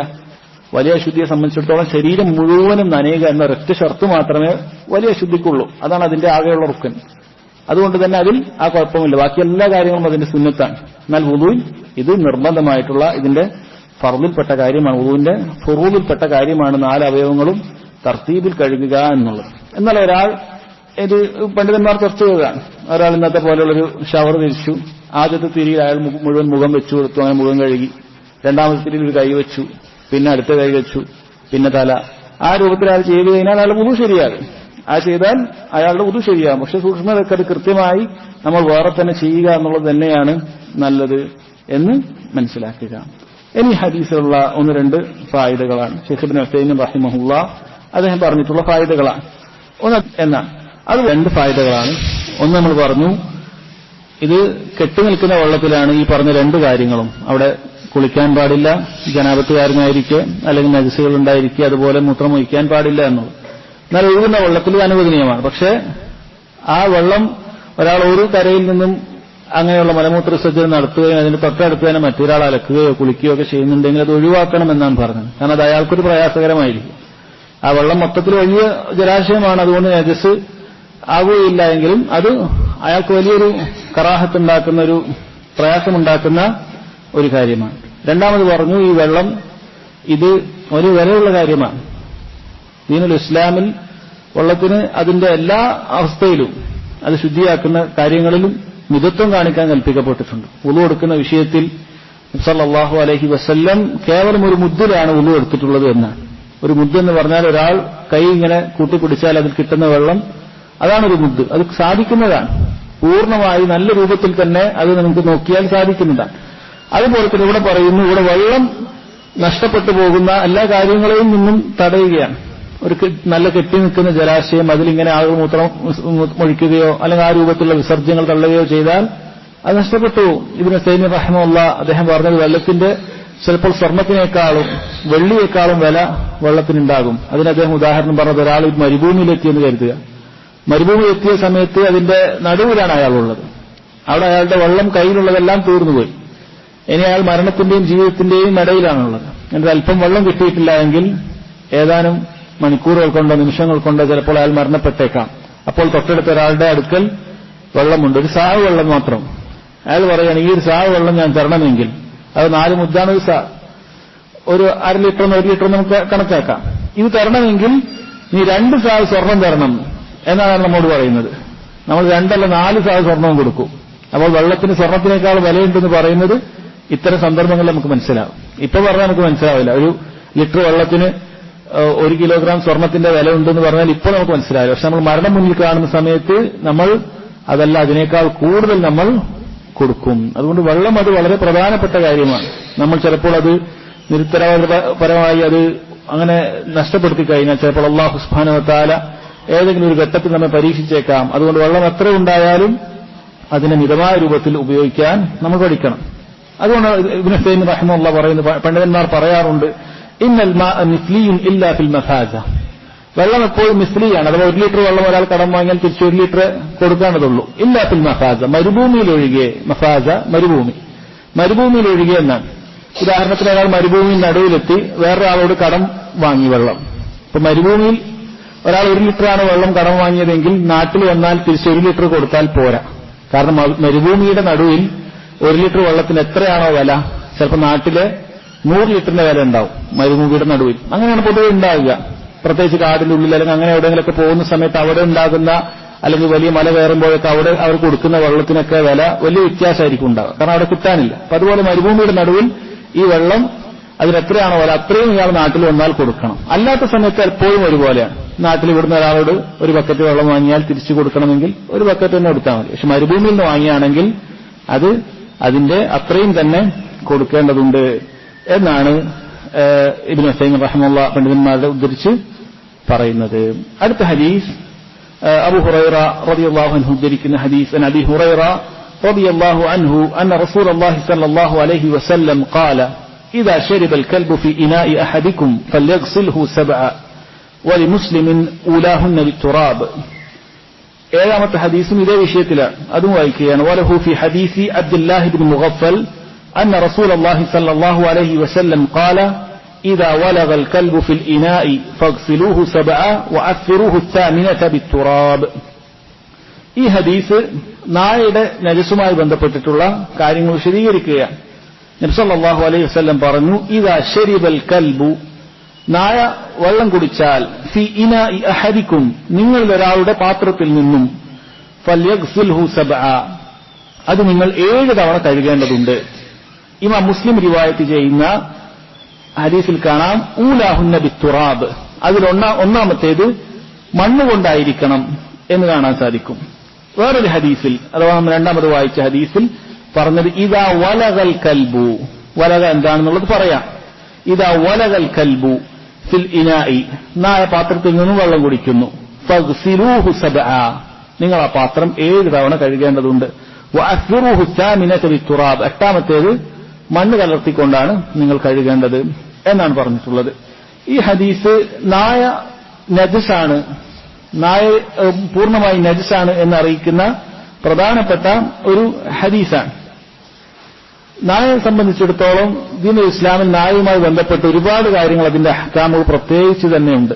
മറ്റു മൃഗങ്ങളെ അപേക്ഷിച്ച് നായയുടെ വിഷയം ധാരാളം കാണാൻ സാധിക്കും. നായ എന്ന് പറയുന്നത് നമുക്ക് മറ്റു മൃഗങ്ങളെ ഉപയോഗിക്കുന്നത് പോലെ നിരുപാധികമായി ഉപയോഗിക്കാൻ ദീനുൽ ഇസ്ലാം പഠിപ്പിക്കപ്പെട്ടിട്ടില്ല. അതിന്റെ നജാസത്ത് തന്നെയായിരിക്കണം പ്രധാനപ്പെട്ട ഒരു കാരണം. പ്രത്യേകമായി അനുവദിക്കപ്പെട്ട 3 കാര്യങ്ങൾ മാത്രമാണുള്ളത്. ഒരു വ്യക്തിക്ക്, ഒരു മുസ്ലിമായ വ്യക്തിക്ക് നായ 3 കാര്യങ്ങൾക്ക് ഉപയോഗിക്കാം.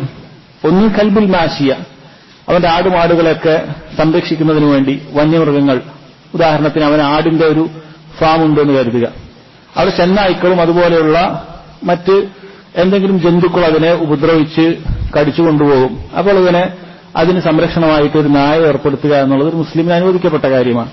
അതുപോലെ കിലാബുൽ ഹിറാസ, ഇങ്ങനെയുള്ള സംരക്ഷണത്തിന് വേണ്ടി, കാവലിന് വേണ്ടിയിട്ടുള്ള നായകൾ, അത് അവന്റെ വീടിനുള്ള കാവലുകായാലും അതിൽ ഉൾപ്പെടും എന്ന് പണ്ഡിതന്മാർ പറഞ്ഞിട്ടുണ്ട്. അതുപോലെ അവന്റെ കൃഷിസ്ഥലം, ഇതിന്റെ എല്ലാം കാവൽ അതിലുൾപ്പെടും എന്ന് പറഞ്ഞിട്ടുണ്ട്. 3ാമത്തേത് കൽബ് സയ്യിദ്, വേട്ടക്ക് ഉപയോഗിക്കുക എന്നുള്ളതാണ്. നമ്മുടെ നാടുകളിൽ അത് ഉപയോഗിക്കാറില്ല. എന്നാൽ മരുഭൂമിയിലൊക്കെ പലപ്പോഴും അങ്ങനെയുള്ള വേട്ടക്കുള്ള നായ ഉണ്ടാവും. അത് വേട്ടമൃഗത്തെ പിടിച്ചുകൊണ്ടുവരും. ഈ 3 കാര്യങ്ങൾക്ക് മാത്രമാണ് ദീനുൽ ഇസ്ലാമിൽ നായെ അനുവദിക്കപ്പെടുന്നത്. ഇനി ഇതിനോട് ഖിയാസാക്കിയിട്ടുള്ള ചില കാര്യങ്ങൾക്ക് പണ്ഡിതന്മാർ പറഞ്ഞിട്ടുണ്ട്. ചില സെക്യൂരിറ്റി കാര്യങ്ങൾക്കും മറ്റും അങ്ങനെ ചില ഇൻവെസ്റ്റിഗേഷൻ പോലീസുകാരൊക്കെ ഉപയോഗിക്കാറുണ്ട്. ചില നായകൾക്ക് അതിനുള്ള കഴിവുണ്ട്, ബോംബ് സ്ക്വാഡിനൊക്കെ ഉപയോഗിക്കുന്നത്. അങ്ങനെയുള്ള ചില കാര്യങ്ങൾ ഇതിനോട് ഖിയാസാക്കിയിട്ട് പണ്ഡിതന്മാർ പറഞ്ഞു എന്ന് മാത്രം. അതല്ലാത്ത രൂപത്തിൽ നായയെ നിരുപാധികമായി ഉപയോഗിക്കുക, നായ ഒരു അഭിമാന കാര്യമായി നായ ഉണ്ടാകുക, വ്യത്യസ്ത വലിയ ഇനങ്ങൾ, വലിയ വിലപിടിപ്പുള്ള നായകൾ നമ്മുടെ വീട്ടിലുണ്ടായിരിക്കുന്നത് നമുക്ക് വലിയ അതിന്റെ ഒരു ഹുങ്കാണ്, ഒരു പവറാണ്. ആ രൂപത്തിൽ കുഫാറുകളെ അനുകരിച്ചുകൊണ്ട് അവരോടൊപ്പം അതുപോലെ ആകാൻ വേണ്ടി ഉപയോഗിക്കുക എന്നുള്ളത് കടുത്ത പാപമാണ്. അതൊരു വൻപാപത്തിലാണ് പെടുക. കാരണം നായ ഉപയോഗിക്കുക എന്നത് മാത്രം മതി ഒരു ദിവസം ഒരാളുടെ 1 അല്ലെങ്കിൽ 2 ഖിറാത്ത് പ്രതിഫലം അവനിൽ നിന്നും, അമലുകൾ അവനിൽ നിന്നും ഇല്ലാതായി പോകാൻ. ഒരു ഖിറാത്ത് എന്ന് പറഞ്ഞാൽ വലിയൊരു മല എത്രയുണ്ടാവും, അത്രയുമാണ് ഒരു ഖിറാത്ത് എന്ന് പറയുന്നത്. അങ്ങനെയുള്ള അത്രയും അമലുകൾ അവനിൽ നിന്നും ഓരോ ദിവസവും കുറഞ്ഞു പോകുമെന്നുള്ളതാണ്. അത്രയും പ്രതിഫലം. നമുക്കിതുപോലെ പ്രതിഫലം കിട്ടുന്ന കാര്യങ്ങളുണ്ട്. ഒരാൾ ജനാസ നിസ്കാരത്തിന് പങ്കെടുത്തു കഴിഞ്ഞാൽ ഒരു ഖിറാത്ത് കിട്ടും. അതോടൊപ്പം അയാൾ മറമാടുന്നതിന് വേണ്ടി മക്ബറയിലേക്ക് പോയി അതുകൂടി പങ്കെടുത്തു കഴിഞ്ഞാൽ അയാൾക്ക് 2 ഖിറാത്ത് കിട്ടും. വലിയ പ്രതിഫലമുള്ള കാര്യമാണ്. ഇവിടെ ഒരാൾ ഒരു നായ ഒരു ആവശ്യമില്ലാതെ വീട്ടിലിങ്ങനെ വളർത്തിക്കഴിഞ്ഞാൽ അയാളുടെ 1 അല്ലെങ്കിൽ 2 വ്യത്യസ്ത ഹദീസ് 2 ഖിറാത്ത് അവന്റെ പ്രതിഫലങ്ങൾ നഷ്ടപ്പെടുത്തും. ഒരാൾ തന്റെ പ്രതിഫലം നഷ്ടപ്പെടുത്തുക എന്ന് പറയുന്നത് വലിയ തിന്മയാണ്. അയാൾ ഉണ്ടാക്കുന്ന ഒരു ഹറാമ് ചെയ്യുന്നതിന്റെ തുല്യം തന്നെയാണ് തന്റെ പ്രതിഫലത്തെ നഷ്ടപ്പെടുത്തുക എന്നുള്ളത്. അതുകൊണ്ട് തന്നെ അത് ആ രൂപത്തിൽ പാടില്ല. ഇത് പല നാടുകളിലും മുസ്ലിമീങ്ങൾ ഒരു വലിയ ഹുങ്കായിക്കൊണ്ട് നായ ഇങ്ങനെ വളർത്തുന്നത് കാണാൻ സാധിക്കും. പ്രത്യേകിച്ച് വലിയ വില കൂടിയ നായകളുണ്ട്.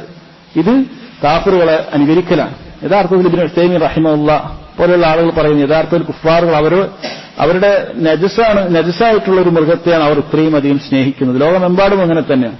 നജസായിട്ടുള്ള മൃഗത്തെയാണ് അവർ ഇത്രയധികം സ്നേഹിക്കുകയും അതിനുവേണ്ടി ഒരുപാട് സമ്പത്ത് ചെലവഴിക്കുകയും തന്റെ കിടപ്പറയിലും മുറിയിലും ബെഡ്റൂമിലും ഒക്കെ അതിനെ കൊണ്ടുവരികയൊക്കെ ചെയ്യുന്നത് ഒരു നജസാണ്. ഒരുപക്ഷെ നജസുകൾ തമ്മിലുള്ള ഒരു കൂടിച്ചേരലാണ് സംഭവിക്കുന്നത് എന്നാണ് അദ്ദേഹം ഇവിടെ പറഞ്ഞിട്ടുള്ളത്. ഹദീസിൽ വന്നു, ഇദാ ശരിബൽ കൽബു ഫി ഇനാഇ അഹദിക്കും, നായ നിങ്ങളുടെ പാത്രത്തിൽ നിന്നും വെള്ളം കുടിച്ചാൽ. വേറെ റിവായത്തിൽ നമ്മൾ വായിച്ചു ഇദാ വലഗ എന്നുള്ളതാണ്. എന്താണ് ഷുർബും വുലൂഗും തമ്മിലുള്ള വ്യത്യാസം? ശരിബ വലഗ എന്ന് പറയുന്നത്, വലഗ ഒന്നുകൂടി കുറച്ചും കൂടി കൂടുതലാണ്. വലഗ എന്ന് പറയുന്നത് വന്യമൃഗങ്ങൾ വെള്ളം കുടിക്കുന്ന ഒരു രീതിയാണ്. എങ്ങനെയാണെന്ന് വെച്ച് കഴിഞ്ഞാൽ അവരുടെ നാവ് വെള്ളത്തിലേക്ക് ഇടുകയും അത് ചലിപ്പിക്കുകയും അങ്ങനെ നാവിന്റെ അറ്റം ഉപയോഗിച്ചുകൊണ്ട് വെള്ളം അകത്തേക്ക് എടുക്കുകയും ചെയ്യുന്ന രീതിയാണ്. നായത്തെ പലപ്പോഴും വെള്ളം കുടിക്കുന്നത് കണ്ടിട്ടുണ്ടാവും. അങ്ങനെ തന്നെയാണ് പല വന്യമൃഗങ്ങളും ആ രൂപത്തിൽ തന്നെയാണ് വെള്ളം കുടിക്കുക. അപ്പൊ ആ രൂപത്തിൽ പറഞ്ഞിട്ടുണ്ട്. അതുപോലെ ഇതാ ശരിവ എന്നും പറഞ്ഞിട്ടുണ്ട്. രണ്ടും ഏകദേശം ഒരേ അർത്ഥം തന്നെയാണ്. എന്നാൽ വലക എന്ന് പറയുന്നതിൽ കുറച്ചും കൂടി സിയാദത്തുൽ മഅന ഉണ്ട്, കുറച്ചും കൂടി അർത്ഥം അധികമുണ്ട്. നായ ഇങ്ങനെയൊക്കെ ചെയ്യും, ഇത് നായ ചെയ്യുന്ന ഒരു രീതിയാണ്. ഇങ്ങനെ വെള്ളം എങ്ങനെ തന്നെയായാലും നായ ഒരു പാത്രത്തിൽ നിന്ന് വെള്ളം കുടിച്ചു കഴിഞ്ഞാൽ ഈ പറയുന്ന ശേഷം പറയാൻ പോകുന്ന ഹുക്കുമാണ് അതിനുള്ളത്. ശരി, കൽബ് എന്ന് പറഞ്ഞാൽ ഭാഷയിൽ പൊതുവെ അസൽ അതിൽ എല്ലാ വന്യമൃഗങ്ങളും ഉൾപ്പെടുമെന്നാണ്. നായ മാത്രമല്ല, സിംഹം അത് കൽബാണ്, അതുപോലെ തന്നെ പുലി അത് കൽബാണ്, ചെന്നായ അതൊക്കെ കൽബാണ്. അറബി ഭാഷയിൽ അതിനെ കൽബെന്ന് ഉൾപ്പെടും. ഒരിക്കൽ നബി സല്ലല്ലാഹു അലൈഹി വസല്ലമ അബൂ ലഹബിന്റെ മകനായ ഉത്തൈബക്കെതിരെ ദുആ ചെയ്തത് നിങ്ങൾ പലപ്പോഴും കേട്ടിട്ടുണ്ടാവും, ചരിത്രങ്ങളിലൊക്കെ കേട്ടിട്ടുണ്ടാവും. നബി സല്ലല്ലാഹു അലൈഹി വസല്ലമയെ വല്ലാതെ ചീത്ത വിളിക്കുന്ന ഒരു വ്യക്തിയാണ് ഇയാൾ. പരിഹസിക്കുകയും ചീത്ത വിളിക്കുകയും ചെയ്യുന്ന ഒരാളായിരുന്നു. അങ്ങനെ നബി സല്ലല്ലാഹു അലൈഹി വസല്ലം അല്ലാഹുവിനോട് ദുആ ചെയ്തു, അല്ലാഹുമ്മ സല്ലിത് അലൈഹി കൽബക്, അല്ലാഹുവേ നിന്റെ നായകളിൽപ്പെട്ട കൽബ് ആണോ ഉപയോഗിച്ചത്, കൽബിൽപ്പെട്ട ഒന്നിനെ കൊണ്ട് നീ അവനെ കീഴ്പ്പെടുത്തണം എന്ന് ദുആ ചെയ്തു. അങ്ങനെ അല്ലാഹു സുബ്ഹാനഹു വ തആല ആ ദുആ സ്വീകരിച്ചു. അവനെ ഒരു സിംഹം കടിച്ചിട്ടാണ് കൊന്നത്. അതുപോലെ കൽബെന്നവിടെ ഉദ്ദേശിച്ചത് അവിടെ സിംഹമാണ്. ഭാഷ അതെല്ലാം ഉൾപ്പെടും. പക്ഷെ നമ്മുടെ ഹദീസിൽ ഉൾപ്പെടുന്നത് നമുക്കറിയാവുന്ന നായയുടെ കാര്യം തന്നെയാണ്. ഇദാ വലഗൽ കൽബു ഫി ഇനാഇ അഹദിക്കും ഔ ഫിൽ ഇനാഇ, പാത്രം എന്നാണ് പറഞ്ഞത്. അപ്പോൾ പാത്രത്തിലാണ് പ്രധാനമായും ഇതിന്റെ ഹുക്കുമുള്ളത്. നായ നമ്മുടെ വീട്ടിലുള്ള വലിയൊരു കുളത്തിൽ നിന്ന് വെള്ളം കുടിച്ചാൽ ഈ ഹുക്കുമില്ല. അതല്ലെങ്കിൽ ആ രൂപത്തിൽ വലിയൊരു സാധാരണ നമ്മൾ ഉപയോഗിക്കാത്ത രൂപത്തിൽ വലിയൊരു പാത്രത്തിൽ നിന്ന് അല്ലെങ്കിൽ ആ രൂപത്തിൽ നിന്നൊക്കെ ഉപയോഗിച്ചാൽ, അത് വലിയൊരു ജലാശയത്തിൽ നിന്ന് നായ വെള്ളം കുടിച്ചാൽ, അത് ഒഴുകിപ്പോകുന്ന കനാലിലാകട്ടെ അല്ലെങ്കിൽ ആ രൂപത്തിൽ നിന്നുള്ള കുളത്തിൽ നിന്നാകട്ടെ, നമുക്ക് കുളിക്കുന്നൊരു കുളമാണ്, പള്ളിയുടെ കുളമാണെന്ന് വിചാരിക്കുക, നായ അവിടെ വന്ന് കരയിൽ നിന്ന് വെള്ളം കുടിച്ചാൽ അവിടെ നിന്ന് ഈ ഹുക്കുമ് വരുന്നില്ല, മറിച്ച് പാത്രത്തിലാണ്. ഫി ഇനാഇ അഹദിക്കും, നിങ്ങളൊരാളുടെ പാത്രം എന്ന് പറഞ്ഞാൽ ഇബ്നു ഉസൈമിൻ റഹിമഹുല്ലാഹ് പറയുന്നു അതിന് മഫ്ഹൂമില്ല. നിങ്ങളുടെ വല്ലാത്തൊരു പാത്രം വന്നാൽ ഈ പ്രശ്നമില്ല എന്നല്ല. നിങ്ങളൊരാളുടെ പാത്രം എന്ന് പറഞ്ഞാൽ കൂടുതലും നമ്മുടെ വീട്ടിൽ നമ്മുടെ പാത്രം തന്നെയാണ് ഉണ്ടാവുക. ആരുടെ പാത്രമായാലും ഇതേ ഹുക്മ തന്നെയാണ്. എന്താണ് ചെയ്യേണ്ടത്? അങ്ങനെ നായ പാത്രത്തിൽ നിന്ന് വെള്ളം കുടിച്ചാൽ ഫൽയഗ്സിൽഹു, നിങ്ങൾ കഴുകണം എന്നാണ് പറഞ്ഞിട്ടുള്ളത്. അപ്പൊ കഴുകൽ നിർബന്ധമാണ്. കേവലം വെള്ളം കൊണ്ട് ചെറുതായിട്ടൊന്ന് സ്പ്രേ ചെയ്താൽ പോരാ, അല്ലെങ്കിൽ ആ രൂപത്തിൽ വെള്ളം കൊടഞ്ഞാൽ പോരാ, കഴുകണം എന്ന് തന്നെ ഇതിൽ പറഞ്ഞിട്ടുണ്ട്. ഊലാഹുന്ന ബിത്തുറാബ്, അതിൽ ഒന്നാമത്തേത് മണ്ണുകൊണ്ടായിരിക്കണം എന്നാണ് പറഞ്ഞിട്ടുള്ളത്. മണ്ണുകൊണ്ടായിരിക്കണം എന്ന് പറഞ്ഞെടുത്ത് രണ്ട് കാര്യങ്ങൾ പ്രത്യേകിച്ച് ശ്രദ്ധിക്കണം. ഒന്നാമത്തേത് മണ്ണുകൊണ്ട് ഇവിടെ ചെയ്യാൻ പറഞ്ഞിട്ടുള്ളത് ഫല്യഗ്സിൽഹു എന്ന് പറഞ്ഞതിന് ശേഷമാണ് ഊലാഹുന്ന ബിത്തുറാബ്, കഴുകാനാണ് പറഞ്ഞിട്ടുള്ളത്. അപ്പൊ മണ്ണുകൊണ്ട് കഴുകുക എന്ന് പറഞ്ഞാൽ എന്താണ്? മണ്ണുകൊണ്ട് പൊതുവെ കഴുകുക എന്ന് പറഞ്ഞാൽ അത് വെള്ളത്തിൽ മിക്സാക്കിയിരിക്കണം എന്നർത്ഥം. അതല്ലാതെ അതിന് മുകളിൽ മണ്ണിടുക എന്നതുകൊണ്ട് ഈ പറഞ്ഞ കാര്യം ശരിയാവുകയില്ല. കാരണം കഴുകാൻ പറഞ്ഞിട്ട് അതിലൊന്നാമത്തേത് മണ്ണുകൊണ്ടായിരിക്കണം എന്ന് പറഞ്ഞാൽ മണ്ണുകൊണ്ട് എങ്ങനെയാണ് കഴുകാൻ സാധിക്കുക? അത് വെള്ളവും കൂടി കൂട്ടി കലർത്തിയിട്ട് വേണം കഴുകാൻ. അതല്ലാതെ മണ്ണ് അതിന് മുകളിൽ അതിൽ വിതറിയതുകൊണ്ട് കാര്യമില്ല എന്ന് പണ്ഡിതന്മാർ പറഞ്ഞതായി കാണാൻ സാധിക്കും. രണ്ടാമത്തെ കാര്യം ഇതിൽ വന്ന വ്യത്യസ്ത റിവായത്തിലാണ്. ചില റിവായത്തിൽ ഊലാഹുന്ന എന്ന് പറഞ്ഞിട്ടുണ്ട്, ഒന്നാമത്തേതെന്ന് പറഞ്ഞിട്ടുണ്ട്. വേറെ ചില റിവായത്തിൽ ഉഖ്റാഹുന്ന എന്ന് വന്നിട്ടുണ്ട്. വേറെ ചില റിവായത്തിൽ അത്താമിന, എട്ടാമത്തേത് എന്നൊക്കെ പറഞ്ഞിട്ടുണ്ട്. പണ്ഡിതന്മാർ പറയുന്നു ഇതെല്ലാം അനുവദിക്കപ്പെട്ടത് തന്നെയാണ്.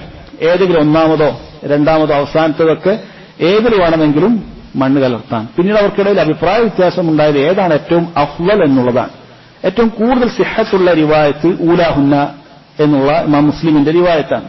അതുകൊണ്ട് തന്നെ ഒന്നാമത്തതിൽ തന്നെ വെള്ളത്തിൽ മണ്ണ് കലർത്തിക്കൊണ്ട് കഴുകുക, അതാണ് ഏറ്റവും അഫ്ളൽ എന്ന് പണ്ഡിതന്മാർ പറഞ്ഞിട്ടുണ്ട്. ശരി, ഇവിടെ അസ്താമിനത്തെ ബിത്തുറാബ്, എട്ടാമത്തേത് മണ്ണുകൊണ്ട് കലർത്തുക, മണ്ണുകൊണ്ട് വൃത്തിയാക്കുക എന്ന് പറഞ്ഞതിന്റെ അർത്ഥം എട്ടെന്താണ്? ഏതാണത് കഴുകാൻ പറഞ്ഞത്? എട്ടാമത് എന്ന് പറഞ്ഞതിന്റെ അർത്ഥം എന്താണ്? പണ്ഡിതന്മാർ പറഞ്ഞു 7 തവണ വെള്ളമുണ്ടാകുമ്പോൾ ഒന്നാമത്തതിൽ വെള്ളവും മണ്ണുമുണ്ട്. അപ്പൊ അതിനെ വേർപെടുത്തിയാൽ എട്ടായി. ഒന്നിൽ 7 വെള്ളത്തിൽ ഒന്ന് വെള്ളവും മണ്ണുമാണ്. അപ്പൊ അത് രണ്ടും കൂടി വേർതിർത്തിയാൽ വേറെ വേറെ ആക്കിയാൽ 8 അതാണ് അസ്സാമിന എന്ന് പറഞ്ഞതിന്റെ അർത്ഥം. അത് 8 കാര്യങ്ങൾ ഉണ്ടാവും, അതിലൊന്ന് മണ്ണാണ്, ബാക്കി 7 വെള്ളമുണ്ട്, ഒന്ന് വെള്ളവും മണ്ണും കൂടി ഉള്ളതാണ് എന്നാണ്. ഇനി ഇതിന്റെ മസ്അല ചർച്ച ചെയ്യുന്നതിന് മുമ്പുള്ള ചെറിയൊരു കാര്യം കൂടി ഇന്ന് സൂചിപ്പിക്കുകയാണ്. അതെന്താണെന്ന് വെച്ചാൽ, നമ്മൾ ശരീഅത്തിൽ നജസുകളെ വൃത്തിയാക്കുന്ന സമയത്ത് നമ്മൾ നോക്കിക്കഴിഞ്ഞാൽ അതിൽ 3 ദറജകൾ കാണാൻ സാധിക്കും. നജസുകളുടെ കടുപ്പത്തിനനുസരിച്ച് 3 ദറജകൾ കാണാം. ഒന്ന് അന്നജാസത്തുൽ മുഖഫഫ, വളരെ ലൈറ്റായിട്ടുള്ള നേർത്തതായ ചില നജസുകളുണ്ട്. 2 കാര്യങ്ങളാണ് അതിൽ ഉൾപ്പെടുന്നത്. ഒന്ന് ബൗലുൽ ഗുലാം അല്ലദീ ലം യഅകുലി ത്വആം, ചെറിയ കുട്ടി, ആൺകുട്ടിയുടെ ബൗലുൽ ഗുലാം എന്നാണ് പറഞ്ഞത്, ആൺകുട്ടി ഭക്ഷണം സമയത്ത് കഴിക്കാത്ത ചെറിയ ആൺകുട്ടിയുടെ മൂത്രം അത് നജിസാണ്. നജിസല്ല എന്നല്ല, പക്ഷേ അന്നജാസത്തുൽ മുഖഫഫ, നേർത്ത നജസാണ്. അതുകൊണ്ട് തന്നെ അതിന്റെ ശുദ്ധീകരണത്തിലും ഇളവുണ്ട്. മറ്റു വെള്ളം കൊണ്ട് കഴുകുന്നത് പോലെ കഴുകേണ്ടതില്ല, മറിച്ച് എന്തു മതി, അവിടെ നമുക്ക് വെള്ളം ഇങ്ങനെ തളിച്ചാൽ മാത്രം മതി. വെള്ളം തളിക്കുകയും കഴുകുകയും തമ്മിൽ വ്യത്യാസം എന്താണ്? തളിച്ചു കഴിഞ്ഞാൽ ആ നജസിൽ വെള്ളം ഒന്നാകെ ഒന്ന് നിന്നാൽ മാത്രം മതി, അതിൽ നിന്ന് ഒഴുകി പോകേണ്ടതില്ല. ഗസ്ൽ എന്ന് പറയുമ്പോൾ അതിൽ നിന്നുള്ള വെള്ളം ഇൻഫിസാൽ ഉണ്ടാകണം, ആ വെള്ളം അതിൽ നിന്ന് ഒഴുകി അപ്പുറത്തേക്ക് എത്തണം. നമ്മൾ കൈയൊക്കെ കഴുകുകയാണ് ചെയ്യുന്നത്, തടവുന്നില്ല. നമ്മൾ അന്ന് പറഞ്ഞിരുന്നു കൈ തടവിയാൽ ശരിയാവുകയില്ല, കഴുകണം. വെള്ളം നമ്മുടെ ശരീരത്തിൽ നിന്ന് ഒഴുകി പുറത്തേക്ക് പോകണം. എന്നാൽ നബ്ഹ് എന്ന് പറഞ്ഞാൽ അവിടെ കുടയുകയാണ്. അവിടെ നജസുള്ള ഒരു സ്ഥലത്ത് അവിടെ വെള്ളം കുടഞ്ഞാൽ മതി. ആ ഭാഗത്ത് നജസ് ഒരു കുറച്ച് തുള്ളി മൂത്രം ചെറിയ കുട്ടിയുടേത് ആൺകുട്ടിയുടേതായാൽ അത്രയും ഭാഗത്തേക്ക് കുറച്ച് വെള്ളം അവിടെ കുടഞ്ഞാൽ മതി. അത് വലിയ ഉപകാരമാണ്. പ്രത്യേകിച്ചും ചെറിയ ആൺകുട്ടികൾ അവരുടെ നജസ് വല്ലാതെ പടരാൻ സാധ്യത കൂടുതലാണ് ചെറിയ കുട്ടികളാകുമ്പോൾ. ഇപ്പോൾ കട്ടിലിലോ തുണിയിലോ ഒക്കെ ആയാൽ അവിടെ വെള്ളം കുടഞ്ഞാൽ തന്നെ അത് മതിയായതാണ്. രണ്ടാമത്തെ നജാസത്തുൽ മുഖഫഫയിൽ പെടുന്നതാണ് മദി. മദിയുർ റജുലി വൽ മർഅ, പുരുഷനും സ്ത്രീക്കും ഉണ്ടാകുന്ന മദി. മദിയുമായി അധ്യായം വരാനുണ്ട്. മദി എന്താണെന്ന് പറഞ്ഞാൽ ലൈംഗിക വികാരങ്ങളൊക്കെ ഉണ്ടാകുമ്പോൾ പുറപ്പെടുന്ന നേർത്ത ദ്രാവകത്തിനാണ് മദി എന്ന് പറയുന്നത്. ഒരാളിൽ നിന്ന് മദി പുറപ്പെട്ടു കഴിഞ്ഞാൽ അയാൾ വുളു പോകുന്നതാണ്, പക്ഷേ കുളിക്കേണ്ട ആവശ്യമില്ല. എന്നാൽ ഇത് ഒരു നേർത്ത നജസാണ്, മൂത്രത്തിനേതുപോലെ കടുത്ത നജസല്ല. അതുകൊണ്ട് തന്നെ മദി ഉണ്ടായ ഒരു വ്യക്തിയെ സംബന്ധിച്ചിടത്തോളം അവിടെ വെള്ളം കൊണ്ട് കുടഞ്ഞാൽ മതിയായതാണ്. അത് തന്റെ ലൈംഗിക അവയവത്തിലാകട്ടെ വസ്ത്രത്തിലാകട്ടെ എവിടെയാണോ ആയിട്ടുള്ളത് അവിടെ വെള്ളം കൊണ്ടൊന്ന് കുടയുക എന്നത് തന്നെ മതിയായതാണ്. അലി റളിയല്ലാഹു അൻഹുവിന്റെ ഹദീസ് നമ്മൾ മുമ്പ് ഫിഖ് ക്ലാസ് എടുത്തപ്പോൾ വായിച്ചതാണ്. കുൻതു റജുലൻ മസ്സാഅൻ, ഞാൻ ധാരാളം മദി ഉണ്ടാകുന്ന ഒരാളാണ്. നബി സല്ലല്ലാഹു അലൈഹി വസല്ലം അതിന് പകരമായിട്ട് തന്റെ ലൈംഗികാവയം കഴുകുകയും അതിൽ നബ്ഹ് ചെയ്യാൻ പറയുകയുമാണ് ഉണ്ടായിട്ടുള്ളത്. ഇതാണ് ഒന്നാമത്തെ നജസ്, ഏറ്റവും നേർത്ത നജസുകൾ. 2 എണ്ണമാണ്. ഒന്ന് ബൗലുൽ ഗുലാം അല്ലദീ ലം യഅകുലി ത്വആം, ഭക്ഷണം കഴിച്ചു തുടങ്ങാത്ത ചെറിയ കുട്ടി. 2 നജാസത്തുൽ മദി. 2 നജസ് തന്നെയാണ്, പക്ഷെ നേർത്തതാണ്, വെള്ളം കൊണ്ട് കുടഞ്ഞാൽ മതി. രണ്ടാമത്തെ നജാസത്തുൽ മുഗല്ലള, വളരെ കടുത്ത നജസാണ്. ഇതാണ് ഏറ്റവും കടുത്ത നജസ്. ഈ ഹദീസിൽ വന്നിട്ടുള്ള അങ്ങനത്തതാണ്. അതിൽ പെടുന്നത് നായയാണ്. ചില ഉലമാക്കൾ അതോടൊപ്പം നായയോടൊപ്പം ഖിയാസ് ചെയ്തിട്ട് അതിനേക്കാൾ മുകളിൽ വരുന്ന പന്നിയൊക്കെ അതിൽ ഉൾപ്പെടുത്തിയിട്ടുണ്ട്. ചില ഉലമാക്കൾ അത് ഉൾപ്പെടുത്തിയിട്ടില്ല, പന്നി അതിൽ ഉൾപ്പെടുത്തിയിട്ടില്ല, നായ മാത്രമാണ് എന്ന് പറഞ്ഞിട്ടുണ്ട്. അപ്പൊ അതുകൊണ്ടാണ് ഇതിന് മാത്രമായിട്ടുള്ളതാണ് 7 തവണ കഴുകൽ. കാരണം ഇതിന്റെ നജസ് കടുത്തതാണ്. 2 3 തവണ ഒന്നും കഴുകിയാൽ ഇതിന് നജസ് പോകുന്നതല്ല. അതുകൊണ്ട് 7 തവണ കഴുകാനാണ് നമ്മൾ പറഞ്ഞിട്ടുള്ളത്. അതിൽ തന്നെ മണ്ണ് ഉപയോഗിക്കാനും നമ്മോട് പറഞ്ഞിട്ടുണ്ട്. അതാണ് നജാസത്തുൽ മുഗല്ലള. അത് ഈ നായയുടെ കാര്യമാണ് ഇവിടെ വരുന്നത്. മൂന്നാമത്തെ നജാസത്തുൽ ആദിയ, ബാക്കിയുള്ള ഇത് രണ്ടുമല്ലാത്ത ഇതിനിടയിൽ വരുന്ന എല്ലാ നജാസത്തുകളും മലമൂത്ര വിസർജ്യങ്ങൾ എല്ലാം ഇതിൽ ഉൾപ്പെട്ടു. അങ്ങനെ ഏത് നജാസത്തുകളും ഇതിൽ ഉൾപ്പെടും. ഇതിന്റെ വൃത്തിയാക്കുക എന്ന് പറയുന്നത് ശരിയായ അഭിപ്രായ പ്രകാരം അതിന്റെ നജസ് അവിടുന്ന് നീങ്ങുക എന്നത് മാത്രമാണ്. കാരണം മദ്ഹബിൽ 7 തവണ കഴുകണം എന്നുണ്ട്, പക്ഷെ അതിന്റെ ആവശ്യമില്ല. നജസ് എപ്പോഴാണോ അവിടുന്ന് നീങ്ങിപ്പോകുന്നത് അത്രയും കഴുകിയാൽ അത് മതിയായതാണ് എന്നതാണ്. ഇനി ഇതുമായി ബന്ധപ്പെട്ട നായപാത്രത്തിൽ തലയിട്ടാൽ അതിലൊരുപാട് മസായിലുകളുണ്ട്. അത് തലയിട്ടാൽ മാത്രമാണോ, അതല്ല മറ്റെവിടെയെങ്കിലും സ്പർശിച്ചാലുണ്ടോ, അതല്ല പാത്രത്തിൽ മാത്രമാണോ, അതല്ല വേറെ കാര്യങ്ങളിലാകുമ്പോൾ അതിൽ വ്യത്യാസപ്പെടുമോ, ആ രൂപത്തിൽ നായ മാത്രമാണ് നായയുടേതുപോലെ മറ്റേതെങ്കിലും വന്യമൃഗങ്ങൾക്ക് ഈ ഹുക്കുമുണ്ടോ, ഇനി മണ്ണ് തന്നെ ഉപയോഗിക്കേണ്ടതുണ്ടോ, അതല്ല അതുപോലെയുള്ള എന്തെങ്കിലും ഡിസിൻഫെക്റ്റന്റ് പോലെയുള്ള കാര്യങ്ങൾ ഉപയോഗിച്ചാൽ മതിയോ, അങ്ങനെ ധാരാളം ചർച്ചകൾ ഇതുമായി ബന്ധപ്പെട്ടത് നമുക്ക് മനസ്സിലാക്കാനുണ്ട്. ഇൻഷാ അല്ലാഹ് നമുക്ക് വരുന്ന ക്ലാസ്സിൽ അതിന്റെ തുടർച്ച മനസ്സിലാക്കാം. അള്ളാഹു തൗഫീഖ് ചെയ്യട്ടെ. നമ്മൾ പഠിച്ച ഹദീസുകൾ സാധിക്കുമെങ്കിൽ സ്ത്രീകളിലൊക്കെ ഒരുപാട് ആളുകൾ ബുക്കിൽ എഴുതി എടുക്കുന്നുണ്ട് എന്ന് കേട്ടിട്ടുണ്ട്. ജസാകുന്നല്ലാഹു ഖൈറൻ. അതുപോലെ തന്നെ പുരുഷന്മാർക്കും ആ വിഷയത്തിൽ അവരെ മാതൃകയാക്കാവുന്നതാണ്.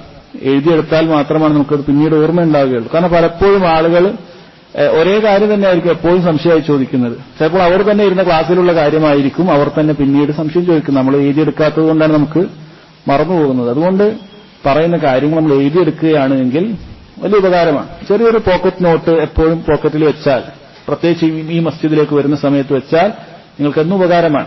നിങ്ങൾക്ക് വെള്ളിയാഴ്ചയിൽ ക്ലാസ്സുണ്ട്, ഞായറാഴ്ചയിലുണ്ട്, ബുധനാഴ്ചയിലുണ്ട്, ഏതൊരു ക്ലാസ്സിലും നിങ്ങൾക്ക് അതിന്റേതായ ഉപകാരങ്ങൾ ഉണ്ടാകും. അതിൽ ഒന്നോ രണ്ടോ കാര്യങ്ങൾക്ക് എഴുതിയെടുക്കാൻ പറ്റിയാൽ അത് നിങ്ങൾക്ക് എന്നും ഓർമ്മിക്കാൻ സാധിക്കും. മറ്റേ നമ്മൾ മറന്നുപോകും, തീർച്ചയാണ്. പഠിക്കുന്ന വിദ്യാർത്ഥികൾക്ക് തന്നെ മറന്നുപോകും. അപ്പോൾ മറ്റ് ജോലി തിരക്കുകളൊക്കെ ആയിട്ടുള്ള ആളുകൾക്ക് നിർബന്ധമായും മറന്നുപോകാൻ സാധ്യത വളരെ കൂടുതലാണ്. അതുകൊണ്ട് എഴുതി വെച്ച് പഠിക്കാൻ സാധിക്കുമെങ്കിൽ അങ്ങനെ തന്നെ ചെയ്യുക. അള്ളാഹു തൗഫീഖ് നൽകട്ടെ. വല്ലാഹു അലം. വസല്ലല്ലാഹു അലാ നബീന മുഹമ്മദ് وعلى آله وصحبه وسلم. سبحانك اللهم وبحمدك أشهد أن لا إله إلا أنت أستغفرك وأتوب إليك. السلام عليكم ورحمة الله وبركاته.